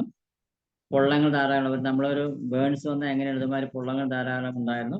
അപ്പൊ ഈ ഒരു ക്യാരക്ടർ വെച്ചിട്ട് തന്നെ പ്രിസ്ക്രൈബ് ചെയ്യാൻ എളുപ്പമായിരുന്നു ശരിക്കും. സ്കിൻ റാഷസിന് ഈ സിംറ്റംസ് വെച്ചിട്ട് ചിക്കറി, കോപത്തിന് ശ്രദ്ധ നേടുന്ന ക്രാബ് ആപ്പിൾ ക്ലീൻസിങ് റെമിഡിയേറ്റും കൊടുത്തു. 1 മാസത്തിന് ശേഷം മുത്തശ്ശി വന്നവരും നല്ല വ്യത്യാസമുണ്ട്. റാഷസ് മാറി, കുട്ടി വളരെ ഹാപ്പിയാണ്, ശാഠ്യം പിടിക്കുന്നത് പറഞ്ഞു, ഇപ്പോൾ നല്ല സ്വഭാവക്കാരി. ഡോക്ടർ ബാഷിന്റെ 2-3 കേസ് ഹിസ്റ്ററീസ് ആണ്. 70 വയസ്സായ സ്ത്രീ, അതിശക്തമായ ദഹനക്കേട്, ഹൃദയഭാഗത്ത് വേദന, വർഷങ്ങളായി ഹൃദയഭാഗത്തെ വേദന കാരണം ഇടയ്ക്കിടെ 2 ആഴ്ച ബെഡ് റെസ്റ്റ് എടുത്തിരുന്നു. വളരെ ഉത്സാഹവതിയായിരുന്നു അവർ. മറ്റുള്ളവരുടെ സുഖദുഃഖങ്ങളിൽ നിതാന്ത ജാഗ്രത പുലർത്തിയിരുന്നവർ. Over concern for the welfare of others എന്ന് ഇംഗ്ലീഷിൽ പറയുന്നത്. അപ്പൊ മറ്റുള്ളപ്പോൾ ചിക്കർക്ക് അതും കൂടി ഉണ്ട്. നമ്മുടെ വെൽഫെയർ മാത്രം, മറ്റുള്ളവരുടെ വെൽഫെയറും കൂടി ഇവർക്ക് ഓവർ കൺസേൺ ആയിട്ട് ഇവർക്ക് സൈക്കിക് പ്രോബ്ലംസ് വരും. ചെറിയ ചെറിയ കാര്യങ്ങൾ വളരെയധികം വെറൈഡായിരുന്നു ഇവർ. മക്കൾ അടുത്തില്ലെങ്കിൽ അവർക്ക് മനോവിഷമം ഉണ്ടാവുമായിരുന്നു. അവർ ഇടയ്ക്കിടെ വന്ന് കാണണമെന്ന് പറയുമായിരുന്നു. അപ്പൊ ഈ ഒരു സിംറ്റംസ് വെച്ചിട്ട് നമുക്ക് പറയാം പ്രിസ്ക്രൈബ് ചെയ്യാൻ പറ്റുന്നത് ചിക്കർ ചെയ്യുന്ന മരുന്ന് 2 മാസം കഴിച്ച് പെട്ടെന്ന് തന്നെ മാറ്റങ്ങൾ കണ്ടുകൊണ്ടെങ്കിൽ 2 മാസം കഴിയുമ്പോഴേക്കും എല്ലാ ലക്ഷണങ്ങളും മാറി മാനസിക പിരിമുറുക്കത്തിനായുണ്ടായി. ഫാമിലി മെമ്പേഴ്സിനെ കുറിച്ചുള്ള വേവലാതികൾ കുറഞ്ഞു. അവർക്ക് അവരുടെ ഇഷ്ടത്തിനനുസരിച്ച് ജീവിക്കാൻ അനുവദിച്ച് ഇപ്പോൾ വളരെ സന്തോഷവതിയാണ്. പെൺകുട്ടികളെ ഹോസ്റ്റൽ നടത്തുന്ന ഒരു വാർഡ്. അവർക്ക് വർഷങ്ങളായിട്ട് ചെവി ഇയർ ലോസ് ഉണ്ടായിരുന്നു, ക്രോണിക് ജലദോഷം ഉണ്ടായിരുന്നു, ചെവി കേൾക്കാൻ പ്രശ്നങ്ങൾ ഉണ്ടായിരുന്നു. അവർ ഈ പെൺകുട്ടികളെ കുറിച്ചുള്ള കൺസേൺ ഭയങ്കര വെറീഡായിരുന്നു. അവർ over concern of the welfare of inmates. അപ്പൊ അതിനെക്കുറിച്ച് ഭയങ്കര ആദ്യം ചെറിയ ചെറിയ കാര്യങ്ങൾക്ക് പോലും അവർ വിഷമിച്ചിരുന്നു. ശരിക്കും അപ്പോൾ over concern for the welfare of അതേഴ്സിന്റെ സിംറ്റംസ് വെച്ചിട്ട് അവർക്ക് ചിക്കറി പ്രിസ്ക്രൈബ് ചെയ്ത് 3 മാസത്തോളം ഈ മരുന്നുകൾ അവർ കഴിച്ചു. അവർ ചെവിയടപ്പും ജലദോഷവും മാറി. മാത്രമല്ല അവർ സ്വഭാവത്തിൽ നല്ല മാറ്റങ്ങൾ വന്ന് വളരെ നല്ല രീതിയിൽ അവർക്ക് ആ ഒരു അഡ്മിനിസ്ട്രേഷൻ അവിടെ ആ ഹോസ്പിറ്റലിൽ നടത്താൻ സാധിച്ചു.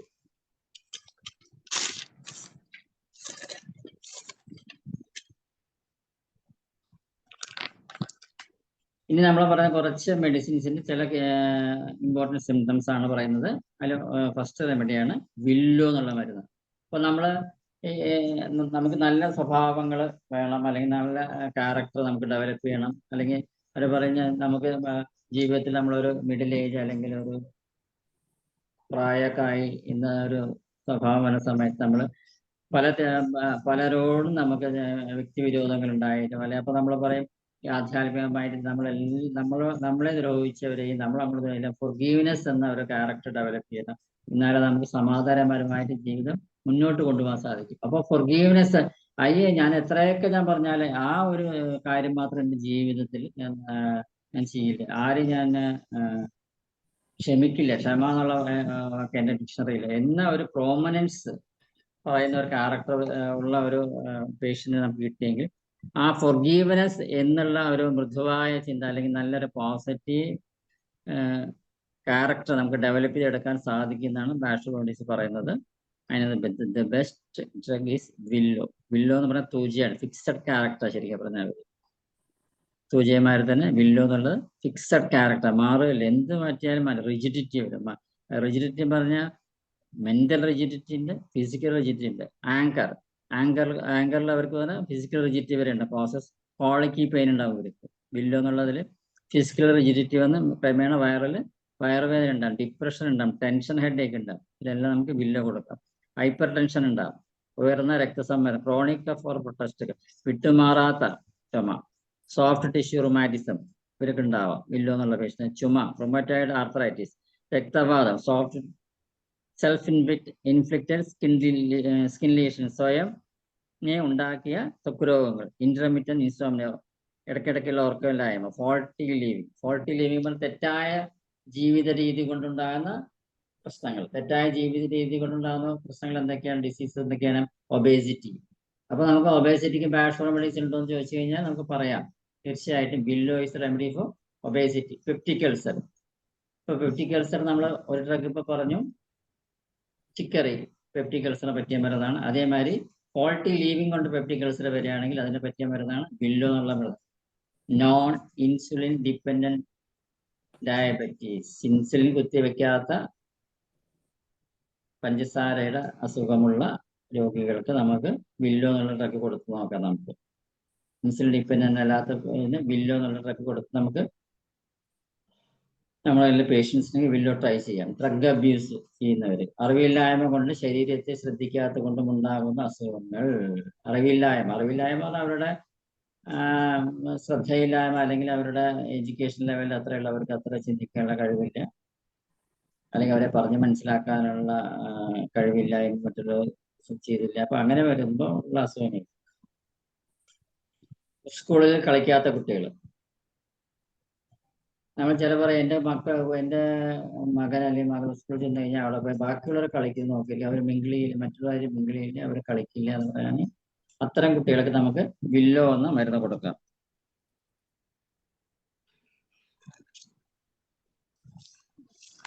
Next drug is white chestnut. White chestnut എന്ന് പറഞ്ഞാൽ ഗ്രാമഫോൺ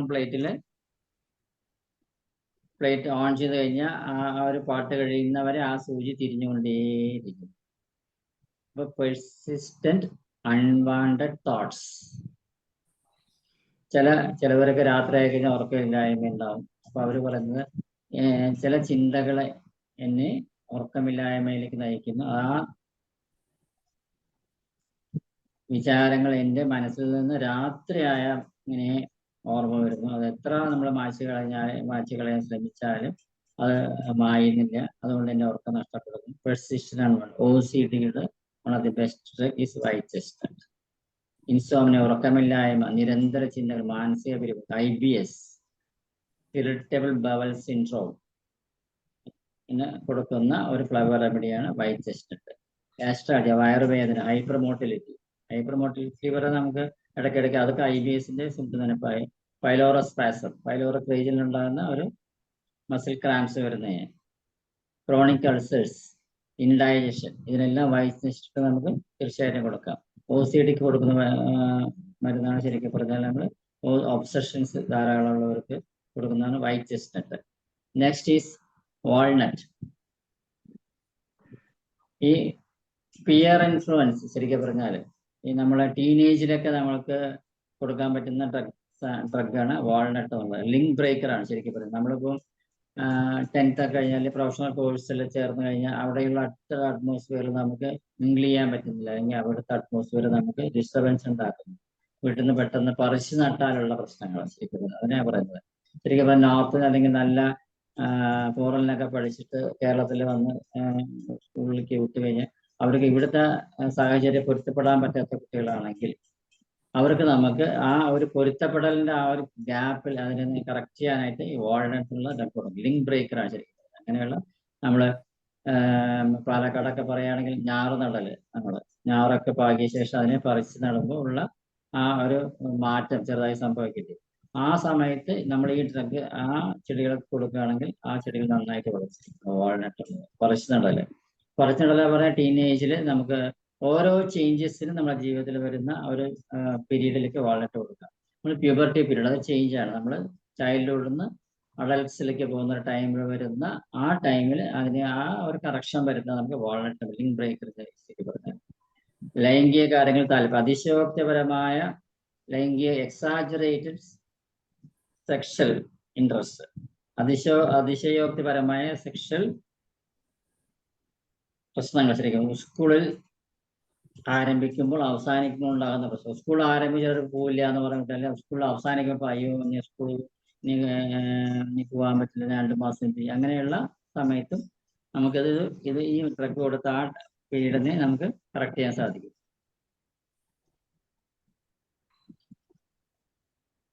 കല്യാണം കൊള്ളാൻ പറ്റാത്തവർ, എനിക്കൊക്കെ കല്യാണ സമയത്ത് പറയോ എനിക്കൊന്നും ഈ കല്യാണം എന്നുള്ള പ്രോസസ്സ് എനിക്ക് എൻ്റെ ജീവിതത്തിൽ എനിക്ക് പറ്റില്ല, എനിക്ക് ആ ഒരു ഇതിലേക്ക് എൻ്റെ മാനസികമായിട്ട് ഞാൻ തയ്യാറല്ല, അല്ലെങ്കിൽ എനിക്ക് എന്നെക്കൊണ്ട് ജീവിതത്തിൽ ഒരു കല്യാണമൊക്കെ നയിച്ചൊരു കുടുംബജീവിതം നയിക്കാൻ പറ്റില്ല എന്നൊക്കെ പറയുന്ന സ്വഭാവക്കാർ നമ്മളെ പേഷ്യൻസിൽ കാണുകയാണെങ്കിൽ നമുക്ക് അവരെ കറക്റ്റ് ചെയ്യാനായിട്ട് വാൾനട്ട് എന്നുള്ള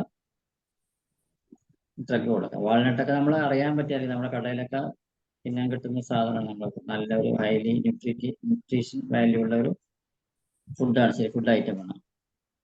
ഇനി നെക്സ്റ്റ് ഇസ് വൈൻ. പ്രബലമായ ആധിപത്യം,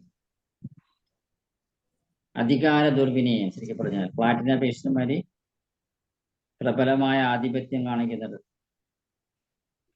അധികാര ദുർവിനിയോഗം കാണിക്കുന്നത്, ക്രൂരത. നമ്മളിപ്പോ ക്രൂരത എന്ന് പറഞ്ഞാൽ നമ്മളിപ്പോ റീസെന്റ് ആയിട്ട് അല്ലെങ്കിൽ ഫ്യൂ വീക്സ് ആയിട്ട് നമുക്ക് പൂക്കോട് വെറ്റിനറി കോളേജിൽ നടന്ന ഒരു സംഭവം, റാഗിങ്ങും ആ ഒരു വിദ്യാർത്ഥി മരിച്ചു. അപ്പോൾ മനുഷ്യ മനസാക്ഷിക്ക് വിരുദ്ധമായി ചെയ്യുന്ന പ്രവർത്തികൾ, അതിക്രൂരതമായ സിംറ്റംസ് കാണിക്കാനുള്ള താല്പര്യമുള്ള വ്യക്തികൾ, കുട്ടികൾ, വലിയവർ, മുതിർന്നവർ, ആരായാലും ശരി, മൃഗങ്ങളോടുള്ള അതിക്രൂരമായ കാണിക്കുന്ന ആൾക്കാർ, അവർക്കെല്ലാം ആ സ്വഭാവം, അതിക്രൂരമായ മാനസിക വൈകല്യമുള്ള അവർക്ക് അവരെ കറക്റ്റ് ചെയ്യാനായിട്ട് നമുക്ക് കൊടുക്കാം. വൈൻ എന്നുള്ള മരുന്ന് കൊടുക്കാനായിട്ട്. കേൾക്കുന്നില്ല, മ്യൂട്ടായി പോയി.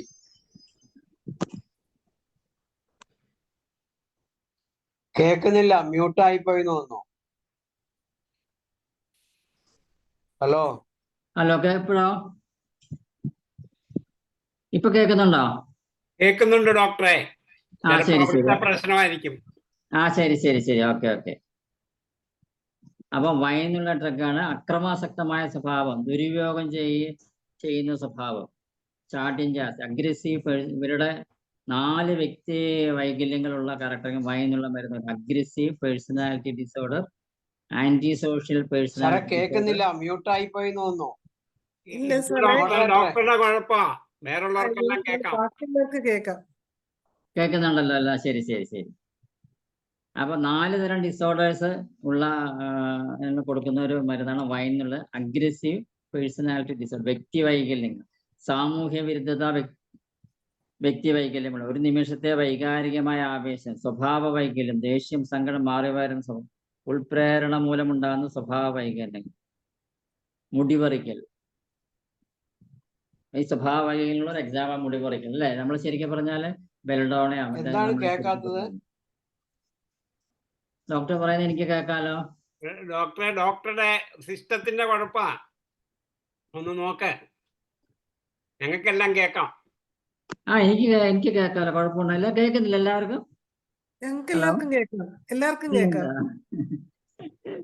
ശരി ശരി. അപ്പൊ വൈൻ എന്നുള്ളത് ഡോമിനന്റ് ക്യാരക്ടർ ആയിരിക്കും. ക്രൂര മനസ്സ്, എല്ലാ ആന്റി സോഷ്യൽ ആക്ടിവിറ്റിയും, മാനസികമായും ശാരീരികമായുള്ള, ശരിക്കും പറഞ്ഞാൽ പൂക്കോട്ട സംഭവം ഓർത്താൽ മതി. എല്ലാവർക്കും വൈൻ എന്നുള്ള ഡ്രഗ് നമുക്ക് പ്രിസ്ക്രൈബ് ചെയ്യാൻ സാധിക്കും. വയലൻസ് ജാസ്തി കാണിക്കുന്നത്, ക്രൂരത എന്ന് പറഞ്ഞാൽ മനുഷ്യ മനസ്സാക്ഷിക്ക് ഞെട്ടലുണ്ടാകുന്നത് വിധത്തിലുള്ള ക്രൂരത കാണിക്കുന്ന സ്വഭാവമുള്ള മരുന്നാണ് വൈൻ എന്നുള്ളത്. Next is വെർവൈൻ. വെർവൈൻ എന്നുള്ളത് കൊടുക്കുന്ന ഒരു ഇതാണ്. നമ്മൾ ചിലപ്പോൾ എല്ലാവരും ചോദിക്കും, മറ്റേ ബൈപ്പോളാർ ഡിസോർഡർ എന്തെങ്കിലും മരുന്നുണ്ടോ എന്ന് ചോദിച്ചു കഴിഞ്ഞാൽ is only drug is vervain. Bipolar disorder, ഉന്മാദവും വിഷാദഭാവവും മാറി മാറി വരുന്ന പ്രകൃതം. Impulsive control, obsessive compulsive dis, OCDക്കും കൊടുക്കാം നമ്മൾ ശരിക്കും പറഞ്ഞാൽ. അമിത ഉത്കണ്ഠ, OCD, ശുചിത്വം, അമിത ഉത്കണ്ഠ ഒബ്സഷന്റെ ഒരു ഇതാണ്. ശുചിത്വം ജാസ്തി ഉള്ളവർ ശരിക്കും പറഞ്ഞാൽ.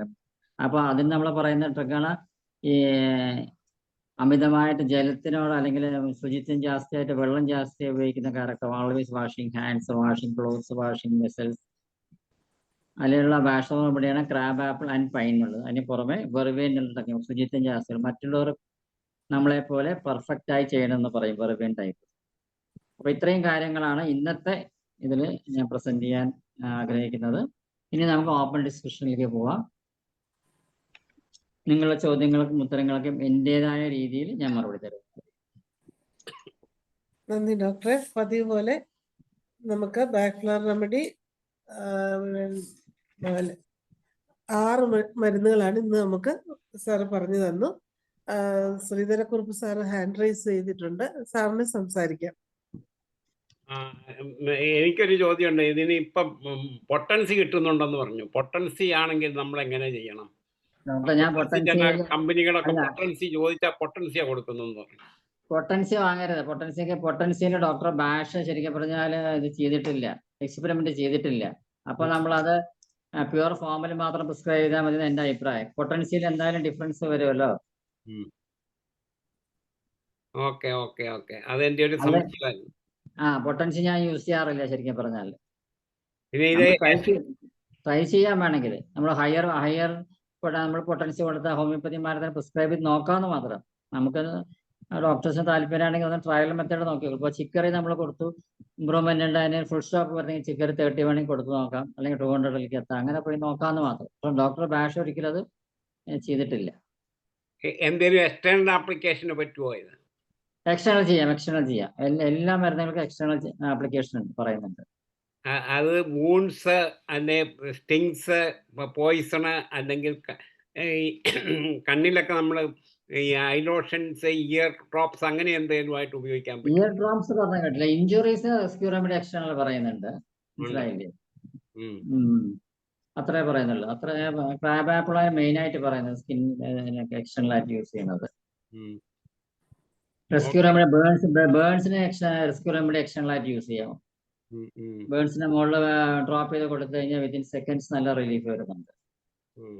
ഇഞ്ചുറി നമ്മൾ കൈ മുറിഞ്ഞു കഴിഞ്ഞാൽ റെസ്ക്യൂ റെമഡി വെള്ളത്തിൽ ഒറ്റിച്ചിട്ട് നമ്മുടെ ഫിംഗറോ ടോസോ അതിനകത്ത് ഡിപ്പ് ചെയ്ത് നോക്കൂ, വിത്തിൻ മിനിറ്റ്സ് ഹീലിംഗ് നടക്കുന്ന കാണാൻ ശരിക്കും പറഞ്ഞാൽ. അല്ലെങ്കിൽ നമ്മൾ പെട്ടെന്ന് വാതിലിന്റെ ഇടയിലോ ജനലിന്റെ ഇടയിലോ നമ്മൾ കൈ നഖം നീലിച്ച് വന്നു കഴിഞ്ഞാൽ റെസ്ക്യൂ റെമഡിയിൽ ഒരു 10 ഡ്രോപ്സ് ക്വാർട്ടർ കപ്പ് വാട്ടറിൽ ഇട്ടിട്ട് അതിൽ കൈ മുക്കി നോക്കൂ, സെൽഫായിട്ട് എക്സ്പെരിമെന്റ് ചെയ്ത് നോക്കി എങ്ങനെയുണ്ടെന്ന്. നല്ല റിസൾട്ടാണ് അതിന്. ഡോക്ടറെ പൊള്ളലിന് വല്ല ഇതിന്റെ അകത്തുണ്ടോ? പൊള്ളലിന് നമ്മൾ റെസ്ക്യൂ റെമഡി ഇമ്മീഡിയറ്റ് കൊടുത്തു നോക്കും, നല്ല റിസൾട്ടാണ്. നെക്സ്റ്റ് ഡേ ആകുമ്പോഴേക്കും തന്നെ അത് ക്യൂർ ചെയ്തിട്ടുണ്ട്. ഇൻസെക്ട് ബൈറ്റ്, കൊതുകടി ഇങ്ങനെയുള്ളതിനൊക്കെ അതിന് rescue remedy and crab apple try ചെയ്യാം. Okay thank you sir, very good, excellent answer. Okay, thank you very much. Okay നന്ദി ശ്രീധരക്കുറുപ്പ് സാറേ. ഇനി അടുത്ത സാറിനോട് ആരെങ്കിലും ചോദ്യം ചോദിക്കാൻ താല്പര്യം ഉണ്ടെങ്കിൽ ഹാൻഡ് റൈസ് ചെയ്യാവുന്നതാണ്. എല്ലാവർക്കും സ്വമേധയാ മ്യൂട്ട് ചെയ്യാവുന്ന രീതിയിലാക്കിയിട്ടുണ്ട്. ഡയറക്റ്റ് ചോദിക്കാം. ഗോപീഷ് സാറേ, ഞാൻ അലികുമാറാണ്, പാലക്കാട്. അതെ, ഞാനത് സിവിലിയോട് ഞാനത് പരാതിയായിട്ട് പറഞ്ഞു. സിവിലിയ ഇപ്പൊ ഈ സാധനം ഇറക്കി 30 പൊട്ടൻഷ്യായിട്ട് ആദ്യമായിട്ട് അവർ ഇറക്കുന്നതാണ്. അപ്പോ ഞാൻ പറഞ്ഞു ഇത് കൂടുതൽ കൺഫ്യൂഷൻ ഉണ്ടാക്കും, ഞങ്ങൾക്ക് ബുദ്ധിമുട്ടുണ്ടാക്കും, നിങ്ങൾ തുടങ്ങുമ്പോൾ തന്നെ ആൾക്കാരിൽ പ്രശ്നം ഉണ്ടാക്കുന്ന സാധനം കൊണ്ട് ഇറങ്ങില്ലേ എന്നൊക്കെ പറഞ്ഞു. അപ്പൊ അവര് പരിഗണിക്കാം. ഞാനും അതിന്റെ മാനേജ്മെന്റായിട്ട് ചെറിയ കണക്ഷൻ ഉണ്ട് കൂടുതൽ. അപ്പൊ അവര് തീർച്ചയായിട്ടും പരിഗണിക്കാം. അവർക്ക് അറിയാൻ പോലെ അവരാരോ ഉപദേശിച്ചു കൊടുത്ത ചിലപ്പോ 30 വെച്ച് ഇറങ്ങിയിരിക്കുന്നത്. അപ്പൊ അവര് അതുകൊണ്ട് നോക്കട്ടെ എന്ന് പറഞ്ഞു. ഏതായാലും പരിഗണിക്കാന്ന് പറഞ്ഞിട്ടുണ്ട്. ശരി. ഓക്കെ സാർ, ഞാനൊരു യാത്രയിൽ അതുകൊണ്ടാ കേട്ടോ. ഡോക്ടറെ, എനിക്കൊരു ചോദ്യം കൂടെ ഉണ്ട്. ആനിമൽസിനും ബേർഡ്സിനോ പ്ലാന്റ്സിനോ വല്ല ഉപയോഗിച്ച് നോക്കിയിട്ടുണ്ടോ? ആനിമൽസ് പക്ഷേ എനിക്ക് പേഴ്സണൽ അനുഭവങ്ങളില്ല. പക്ഷെ നമ്മുടെ ബുക്കിലൊക്കെ ധാരാളം പറയുന്നുണ്ട്. ശരിക്കും പറഞ്ഞാൽ നമ്മുടെയൊക്കെ മുറ്റത്ത് അറിയാണ്ട് ഒരു ബേർഡ് ഇങ്ങനെ ഇഞ്ചുറി ആയിട്ട് വന്നു കഴിഞ്ഞാൽ അതിന് റെസ്ക്യൂ റെമഡി ഇന്റേണൽ ആയിട്ടും എക്സ്റ്റേണൽ ആയിട്ടും കൊടുത്തു കഴിഞ്ഞാൽ നമുക്ക് രക്ഷപ്പെടുത്താമെന്ന് പറഞ്ഞു. ഡോക്ടർ ബാഷിന്റെ ഒക്കെ ലൈഫ് ഹിസ്റ്ററിയിൽ അത് പ്രത്യേകിച്ചും പറയുന്നുണ്ട്.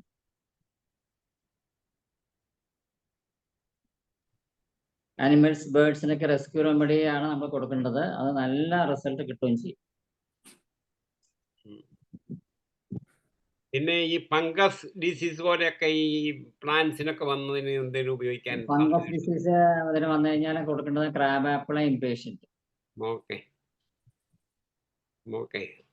കാരണം ഫംഗസ് ഒക്കെ വന്നു കഴിഞ്ഞാൽ ചില ചെടികളൊക്കെ വളഞ്ഞ് വളരുന്ന കാണാം. അപ്പൊ അതൊരു ഇംപേഷ്യൻസ് കാണിക്കുന്ന മാതിരിയാണ് അതിന്റെ സൂക്കേടിന്റെ നേച്ചർ പ്രകാരം.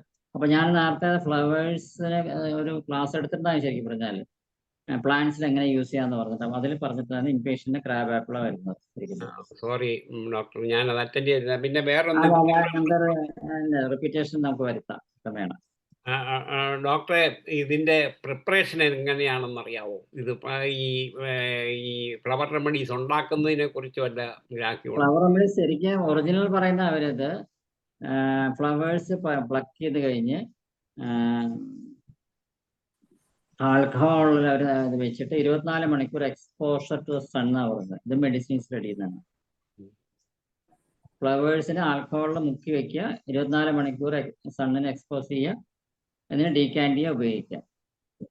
ബ്രാൻഡിയിലാണ് ആദ്യത്തെ കാലത്തൊക്കെ ഇത് ഉണ്ടാക്കിയിരുന്നത്. ഇപ്പൊ അങ്ങനെയല്ല, കുറച്ച് വ്യത്യാസം കാണും. ഫാക്ടറീസ് ഒക്കെ കുറച്ച് ഡിഫറൻസ് കാണും. വളരെ സിമ്പിളാണ്. കാരണം ഇത് പ്രിപ്പറേഷനൊന്നും വലിയ ഇതൊന്നും കാണിക്കുന്നില്ല അവര്. കോംപ്ലിക്കേഷൻ നമ്മളെ ഹോമിയോപ്പതി മരുന്നുണ്ടാക്കുന്നമാരിലുള്ള പ്രിപ്പറേഷനിലേക്ക് എന്തിൻ്റെ ആവശ്യമില്ല. കുറച്ച് വളരെ സിമ്പിളാണ്. മെറ്റീരിയൽ വേണമെന്ന് മാത്രമേ ഉള്ളൂ, ഈസി ആയിട്ട് പ്രിപ്പയർ ചെയ്യാം. അപ്പോൾ നമ്മളിപ്പോൾ ഒരു ചെമ്പരത്തി പൂവൊക്കെ എടുത്തിട്ട് നമ്മളെ ബ്രാൻഡിയിലോ വിസ്കിയിലോ ആൽക്കഹോളോ ഇതാക്കി കഴിഞ്ഞ ശേഷം അതിനെ ഡീകാൻറ്റ് ചെയ്ത് ഉപയോഗിച്ച് നോക്കും.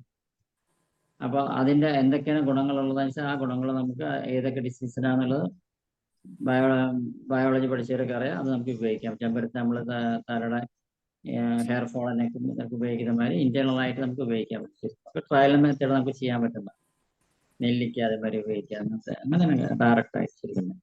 ഡോക്ടറെ ഒരു ചോദ്യം കൂടെ ചോദിക്കട്ടെ. ഇത് പ്രൂവ് വല്ലതും ചെയ്തത് എങ്ങനെയാ പുള്ളി അനുഭവത്തിൽ കൂടെ മാത്രമുള്ളോ, അതായത് എക്സ്പെരിമെന്റൽ ആയിട്ട് ഉപയോഗിച്ച് രോഗികളെ ഉപയോഗിച്ചാണോ അതോ പ്രൂവ് ചെയ്തിട്ടുണ്ടോ, അത് എങ്ങനെയാണ് അതിന്റെ കണ്ടുപിടുത്തം എന്നുള്ളതിനെ കുറിച്ച് വല്ലതും അറിയാമോ? എനിക്കറിയത്തില്ല, അതുകൊണ്ടാണ് ഞാൻ ചോദിക്കുന്നത്. അല്ല, കണ്ടുപിടുത്തം പറഞ്ഞാല് doctor bash he was running a huge lab in London actually.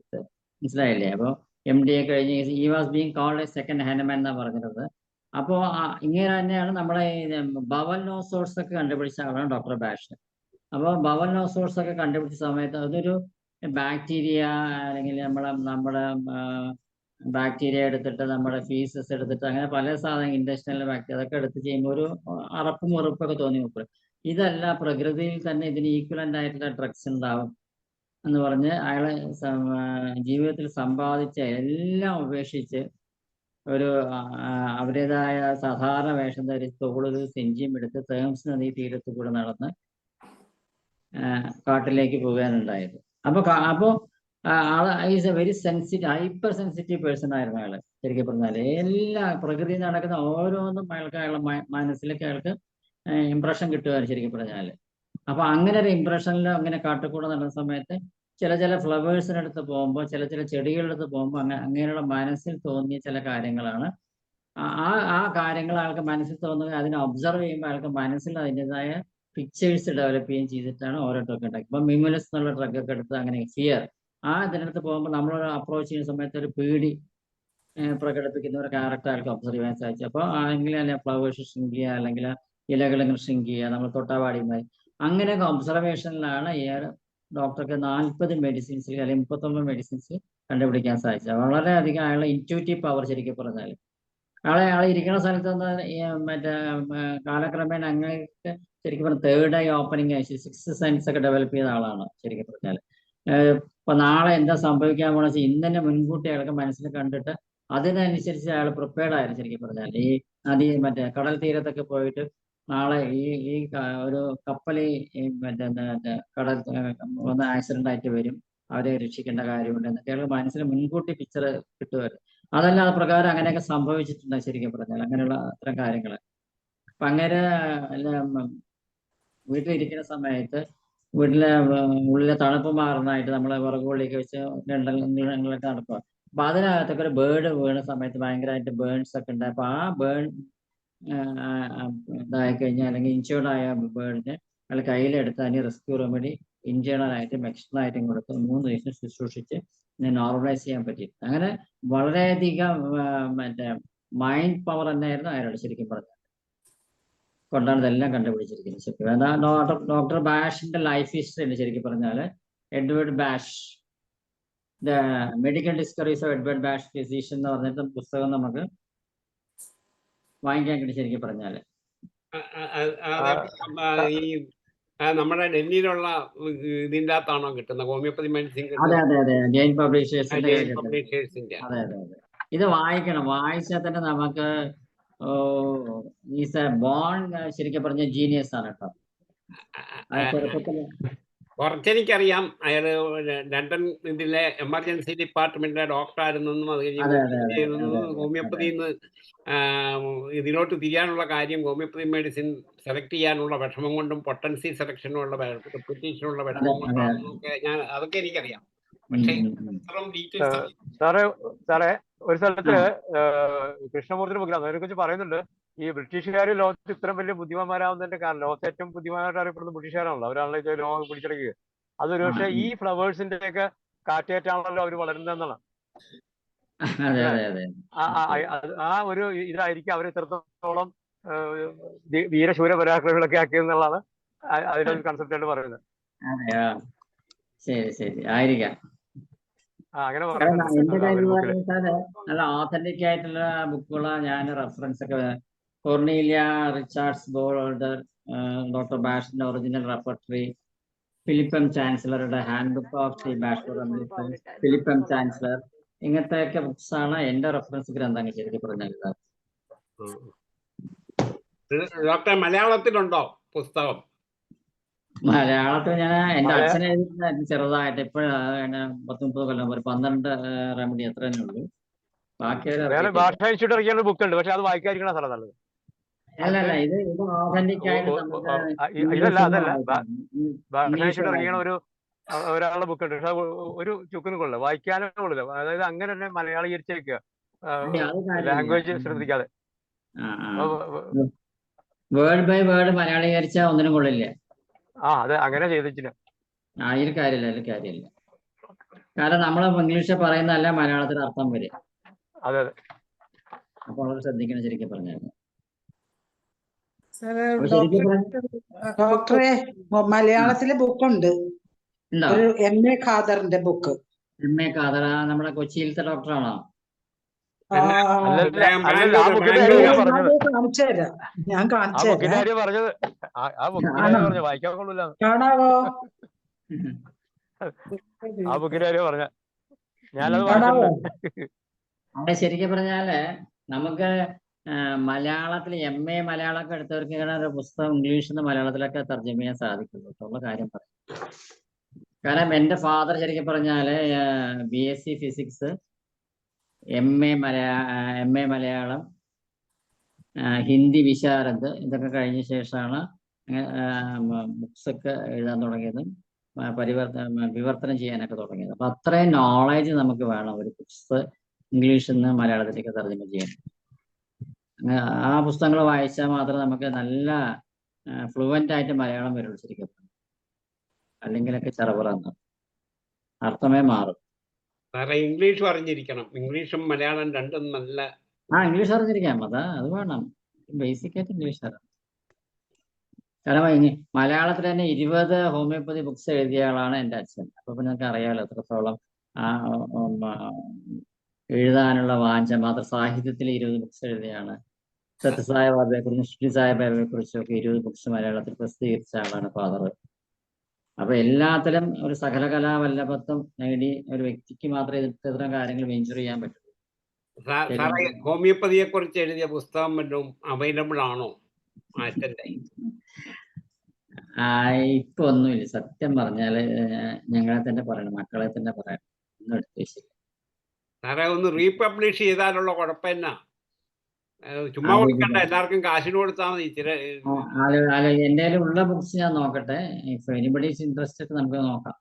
അതിൽ അച്ഛനെ എഴുതിയ ഒരു ബുക്കാണ്, വെറുതെ കാണിച്ചു തരാം നിങ്ങൾക്ക്, കോമൺ പീപ്പിളിന് വേണ്ടിയിട്ട്. ഇത് എൻ്റെ അച്ഛനും അമ്മയാണ്, വീട്ടമ്മയുടെ ഹോമിയോ മരുന്ന് പെട്ടി എന്ന് പറഞ്ഞിട്ട്, ഫോർ ദ കോമൺ പീപ്പിൾ ശരിക്കും പറഞ്ഞാൽ. അതിൽ എൻ്റെ അടിയിൽ എൻ്റെ പേരും കൂടിയുണ്ട്, ഡോക്ടർ ഗോപീഷ്ണൻ കൂടിയുണ്ട്, അറിയാൻ വേണ്ടിയിട്ട്.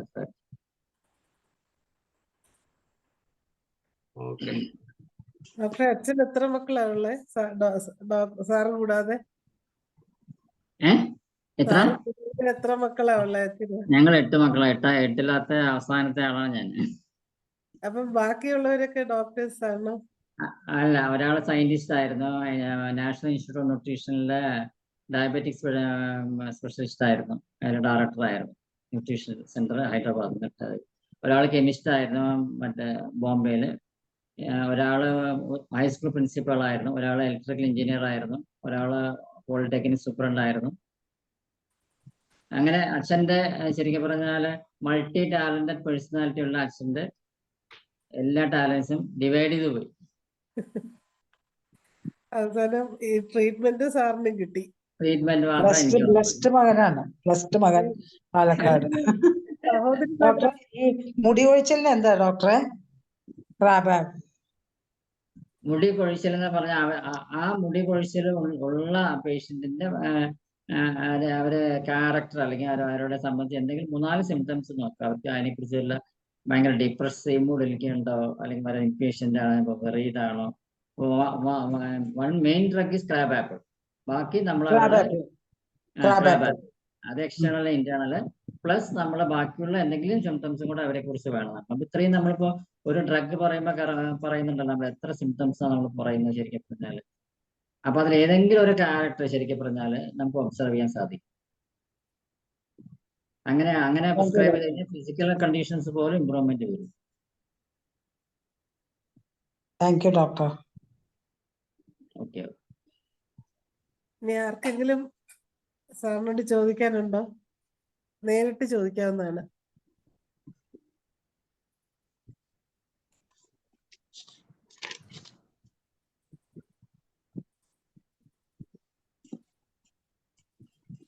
ഒരു കാര്യം വിട്ടുപോയിട്ടുണ്ട്.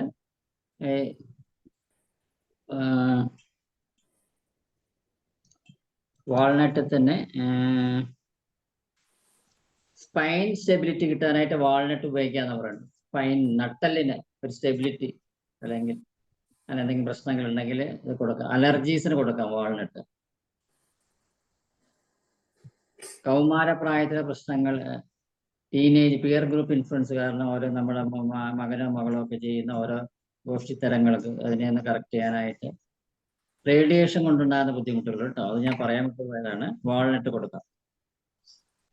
ഇപ്പൊ നമ്മളിപ്പോ ഈ കമ്പ്യൂട്ടർ എന്നുള്ള ലൈറ്റ്, നമ്മുടെ മൊബൈലിലെ ലൈറ്റ് കാരണമുള്ള നമുക്കുള്ള പ്രശ്നങ്ങൾ നമുക്ക് താങ്ങാൻ പറ്റാതാണെങ്കിൽ നമുക്ക് ചെയ്യാൻ പറ്റും. സ്മെല്ല് വളരെ അക്യൂട്ട് സെൻസ് ഫീൽ ചില ആൾക്കാരുണ്ട്, സ്മെല്ലുകൾ. അതിന് ആ ഒരു സെൻസിറ്റീവ്നെസ് കുറയ്ക്കാനായിട്ട് നമുക്ക് വാൾനട്ട് കൊടുക്കാം.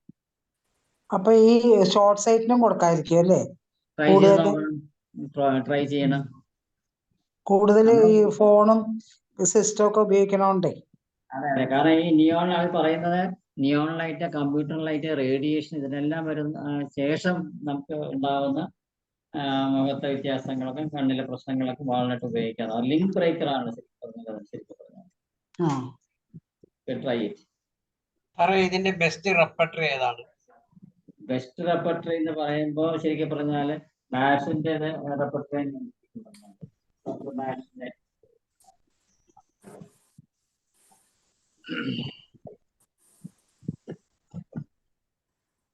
ഫറൂഖ് മാസ്റ്ററുടെ റെപ്പർട്ടറി ഉണ്ട് എന്റെ കയ്യിൽ. അതല്ലാതെ വേറെ കുറച്ചുകൂടെ എൻലാർജ്ഡ് ആയിട്ടുള്ളതുണ്ടോ? കുറച്ചുകൂടെ ഒറിജിനൽ റെപ്പർട്ടറി തന്നെ ഉണ്ട്. ഒറിജിനൽ റെപ്പർട്ടറി തന്നെ ഉണ്ട് ശരിക്കും പറഞ്ഞാൽ. അതാണ് അതാരുടെയാ? അത് ഞാൻ തപ്പിയെടുത്തിട്ട് എന്റെ ഫ്രണ്ടിലുണ്ടായിരുന്നാണ്. സാറേ ഇതിൽ പങ്കെടുക്കാറുള്ള സുഗതം സാർ ഒരു ബുക്ക് എഴുതിയിട്ടുണ്ട് റെപ്പർട്ടറി എന്ന് പറയാം. പിന്നെ ഈ സാറേ ഈ ബീച്ച് അലർജിക്ക് ഏറ്റവും നല്ല ബീച്ച് ആയിരിക്കില്ല സാറേ? അദ്ദേഹം പറഞ്ഞറിയുക. ബീച്ച് അലർജിക്കുള്ള ബെസ്റ്റ് മെഡിസിൻ ബീച്ച് ആയിരിക്കില്ല? ആയിരിക്കാന്നോ? ട്രൈ ചെയ്യാം. കാരണം നമ്മളെല്ലാവരും നമ്മൾ പറയുന്നത് ഫ്ലവറോൺസ് എല്ലാം ഇത്രയും ഡീറ്റെയിൽ ആയി പറയുന്നതുകൊണ്ട് നമുക്ക് നമ്മുടെ രീതിയിൽ പലതിനും ട്രൈ ചെയ്യാം. അപ്പൊ ബീച്ച് എന്നൊക്കെ പറയാൻ ശരിക്കും പറഞ്ഞാൽ ഈ മെൻസസ് ടൈമിലുള്ള ക്യാരക്ടർ ഡിഫറൻസിന് ദ ബെസ്റ്റ് ഡ്രഗ് കേട്ടോ. ആ സമയത്തുള്ള മൂഡ് ചേഞ്ച്. ചിലർ പറയില്ല, ഇപ്പൊ ഭാര്യയ്ക്ക് മെൻസസ് വരികയാണെങ്കിൽ അവർ ഭയങ്കര ദേഷ്യം സ്വഭാവം കാണിക്കുകയാണെങ്കിൽ നമുക്ക് ബീച്ചിന് ഡ്രഗ് കൊടുക്കാം. ട്രൈ ചെയ്യും. ആ മെഡിസിൻ ഇതുവരെ സാർ പറഞ്ഞിട്ടില്ലല്ലേ? ബീച്ച് അവിടെ എത്തിയിട്ടില്ല. പറഞ്ഞിട്ടുണ്ടാവും ശരിക്കും. അത് കഴിഞ്ഞു, ക്ലാസ് കഴിഞ്ഞല്ലോ. ബീച്ചിന്റെ ആസ്പൻ, അഗ്രിമണി, സിയിൽ എത്തിക്കഴിഞ്ഞല്ലോ നമ്മള്. സെന്റോറി, ചെറാറ്റോ, ഹിക്കറി വരെ എത്തിക്കഴിഞ്ഞു നമ്മള്. BECH ആണോ? BECH ബീച്ച്. ഒരു ചോദ്യം വന്നിട്ടുണ്ട് സാറേ. Loss of appetite in 85-year-old man. Loss of appetite അവരുടെ എന്തെങ്കിലും അഡീഷണൽ ഇങ്ങനെ ഡയറക്റ്റ് ആയിട്ട് ചോദിച്ചു കഴിഞ്ഞാൽ ആൻസർ ഇല്ലാത്തതാണ് ബ്ലാഷോറം പിടിക്കുക. അഡീഷണൽ സിംറ്റംസ് എന്തെങ്കിലും വേണം. അപ്പൊ ഇതിൽ ഏതെങ്കിലും അവരുടെ ഇപ്പൊ നമ്മുടെ ചിക്കറുടെ ക്യാരക്ടറാണ് സെൽഫ് സെന്റേർഡ് ആണ്, അങ്ങനത്തെ എന്തെങ്കിലും ക്യാരക്ടർ ഉള്ളത്, പൊസസീവ് ജാസ്തിയാണോ, അല്ലെങ്കിൽ ഫിയർ ഉള്ള ക്യാരക്ടറാണ്, എന്തെങ്കിലും ഒരു +1 2 എന്തെങ്കിലും ഒരു പോയിന്റ്സ് കൂടെ പറയുകയാണെങ്കിൽ ഈസി ആയിട്ട് നമ്മൾ പ്രിസ്ക്രൈബ് ചെയ്യാൻ പറ്റും. എന്തുകൊണ്ട് അവർ വിശപ്പില്ലായ്മ വന്നു, ഈച്ച് ഫാക്ടർ ആയിരിക്കാം, എന്തെങ്കിലും ഒരു കാരണം നമുക്ക് പ്രിസ്ക്രൈബ് ചെയ്തതിന് ശരിയാവില്ല. നമുക്ക് വേണമെങ്കിൽ ഒരു ക്ലെയിൻസിങ് റെമഡി എന്ന നിലയ്ക്ക് ക്രാബ് ആപ്പിൾ കൊടുത്തു നോക്കാം. നമുക്ക് റീജ ഡോക്ടർക്ക് അൺമ്യൂട്ട് ചെയ്ത് സാറിനോട് നേരിട്ട് കാര്യങ്ങൾ പറയാം. റീജ ഡോക്ടറെ, സാറ് പറഞ്ഞ കേട്ടില്ല, അതിന്റെ കുറച്ച് സിംറ്റംസ് കൂടെ കിട്ടണം. നേരിട്ട് അഡ്മിറ്റ് ചെയ്ത് സംസാരിക്കാം.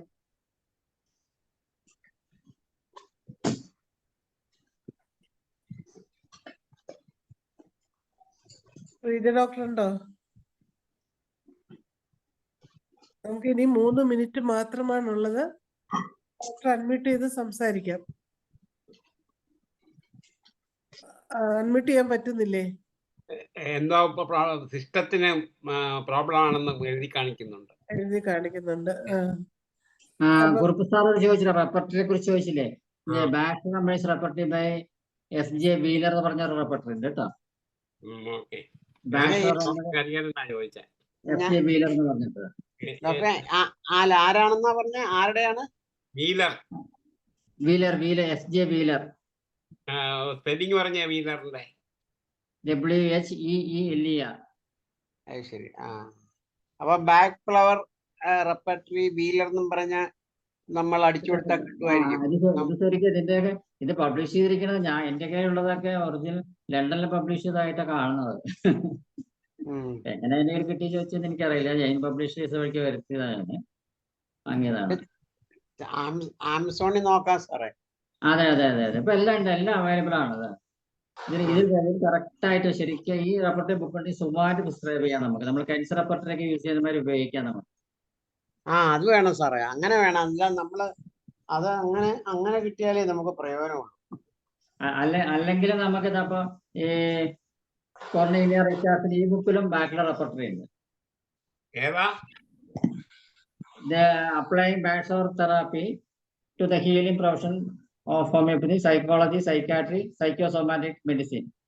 കോർണീലിയ റിച്ചാർഡ്സൺ അങ്ങനെയുള്ള പുസ്തകം വരുത്തിയാലും ബാക്കിലെ റെപ്പർട്ടറി ഉണ്ട്. ഓരോ സിംറ്റംസ്, അതിന്റെ മരുന്നുകൾ, അതിന്റെ ഗ്രേഡ് വരെ പറയുന്നുണ്ട്. 3 മാർക്കാണോ 2 മാർക്കാണോ വരെ പറയുന്നുണ്ട്. മറ്റേ നേരത്തെ പറഞ്ഞ കേസിൽ സാഡ് ആൻഡ് ഗ്ലൂമിയാണ്. Feeling that nobody obeying him. അങ്ങനെയാണ് ഡോക്ടർ എഴുതിയിരിക്കുന്നത്. ഡോക്ടർക്ക് നേരിട്ട് പറയാൻ പറ്റുന്നില്ല. ശരിക്കും പറഞ്ഞാൽ റീജ ഡോക്ടറെ മനസ്സിലായല്ലോ അല്ലേ? അങ്ങനെ വളരെയധികം യൂസ്ഫുൾ ആണ്. നമ്മുടെ ഡെയിലി പ്രാക്ടീസ് നമുക്ക് പേഷ്യൻസ് വരുന്ന സമയത്ത് ചിക്കറി പേഷ്യൻസിനെ നമുക്ക് കിട്ടും. ആസ്മ ഉള്ള കുട്ടികൾ വരികയാണെങ്കിൽ നമ്മൾ ചമോമലന്മാരെ നമ്മുടെ ദേഹത്തുനിന്ന് അവർ താഴെ ഇറങ്ങാൻ കൂട്ടാക്കുന്ന പ്രകൃതക്കാരിയായിട്ടുള്ള ഒരു കുട്ടിയാണ്. അവർക്ക് ആസ്മയാണെങ്കിൽ ചിക്കറി കൊടുക്കാം. ഞാൻ ട്രൈ ചെയ്തിട്ടുണ്ട് ഹോസ്പിറ്റലിൽ വർക്ക് ചെയ്യും. അവരിങ്ങനെ ക്ലിങ് ചെയ്തുകൊണ്ടിരിക്കുക, നമ്മുടെ ദേഹത്തിലേക്ക് താഴത്തെ ഇറങ്ങില്ല. മരുന്നല്ലേ ബ്ലഡ് പ്രഷറിനുള്ള ബാക്ടീരിയ നമ്മുടെ ഏതാ? ബ്ലഡ് പ്രഷറിന് BP എന്ന് പറഞ്ഞാൽ കുറെ ഡ്രഗ് ഉണ്ട് ഡോക്ടർ. ശരി, ഇപ്പൊ ഞാൻ ഒരു ഡ്രഗാണ് ഇപ്പൊ പറഞ്ഞത്. ഹൈപ്പർമോട്ടിഗാസ്ട്രാജിയ, ക്രോണിക് ഇൻഫെക്ഷൻ, രക്തസമ്മർദ്ദം, ചിക്കറി ഒരു ഡ്രഗാണ് അതിന്റെ. ദേഷ്യമല്ല ഉള്ള BP. അത് പൊസസീവ്നെസ് ഉള്ളതല്ലേ? ചിക്കറി പൊസസീവ്നെസ് അല്ലേ? അതെ അല്ല, ഈ BP വരുമ്പോ അവരുടെ മാനസികാവസ്ഥ എന്താണെന്ന് നോക്കണം ഡോക്ടറെ, ഒന്നും അറിയണം. ഡയറക്റ്റ് ആയിട്ട് BP എന്ന് പറഞ്ഞാൽ കൊടുത്താൽ പ്രിസ്ക്രിപ്ഷൻ നടക്കില്ല. അപ്പൊ അവരുടെ അഡീഷണൽ ഏതെങ്കിലും ഡ്രഗിന് അഡീഷണൽ സിംറ്റംസ് ഉണ്ടെങ്കിൽ കിട്ടുകയാണെങ്കിൽ നമുക്ക് എളുപ്പം. ദേഷ്യം ശരിക്കും പറഞ്ഞാൽ BP ഉള്ളൊരു ദേഷ്യം ജാസ്തി ഇംപേഷ്യന്റ് കൊടുക്കാം. ശരിക്കും പറഞ്ഞാൽ ഇംപേഷ്യന്റ് അല്ലെങ്കിൽ റെസ്ക്യൂ ആദ്യം ചെയ്യാം. ബ്ലൈൻഡ് പ്രിസ്ക്രിപ്ഷൻ നമുക്ക് പറയുകയാണെങ്കിൽ റെസ്ക്യൂ ട്രൈ ചെയ്യാം.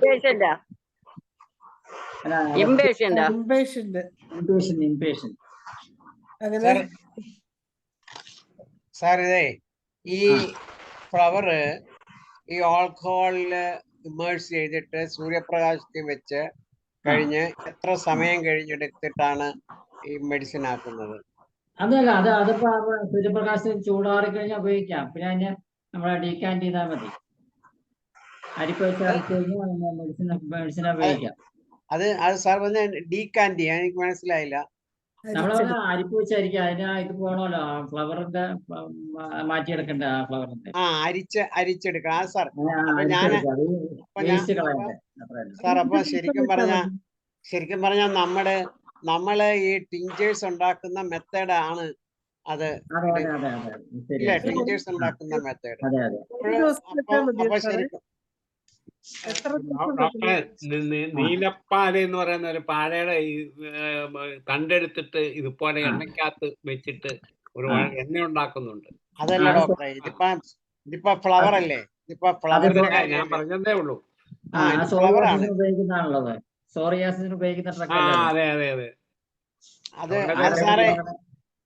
അത് പല സ്ഥലത്തും പല പേര് പറയും. ചിലടത്ത് കള്ളിപ്പാല എന്ന് പറയും, ചിലടത്ത് വള്ളിപ്പാല എന്ന് പറയും.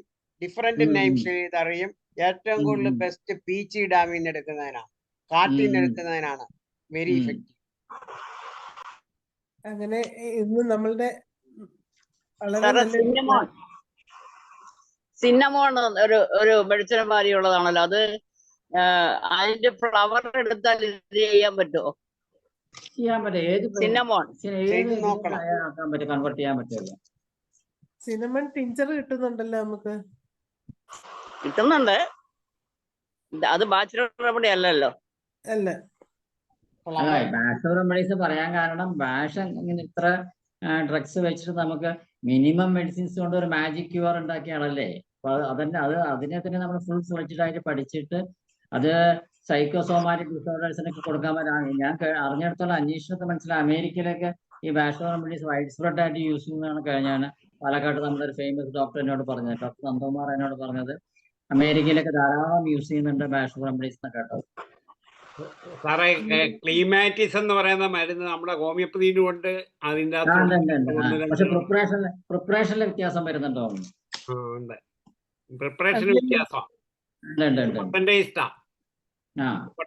അല്ല. അങ്ങനെ നമ്മുടെ 1286 ദിവസം വളരെ ഭംഗിയായി നമുക്ക് നടത്താൻ സാധിച്ചു. സാറിന് നന്ദി പറയുന്നതിന് സലീംകുമാർ ഡോക്ടറെ ക്ഷണിക്കുകയാണ്. സലീംകുമാർ ഡോക്ടറെ. ഞാനേ ഒരു തിരക്കില് നിൽക്കണം.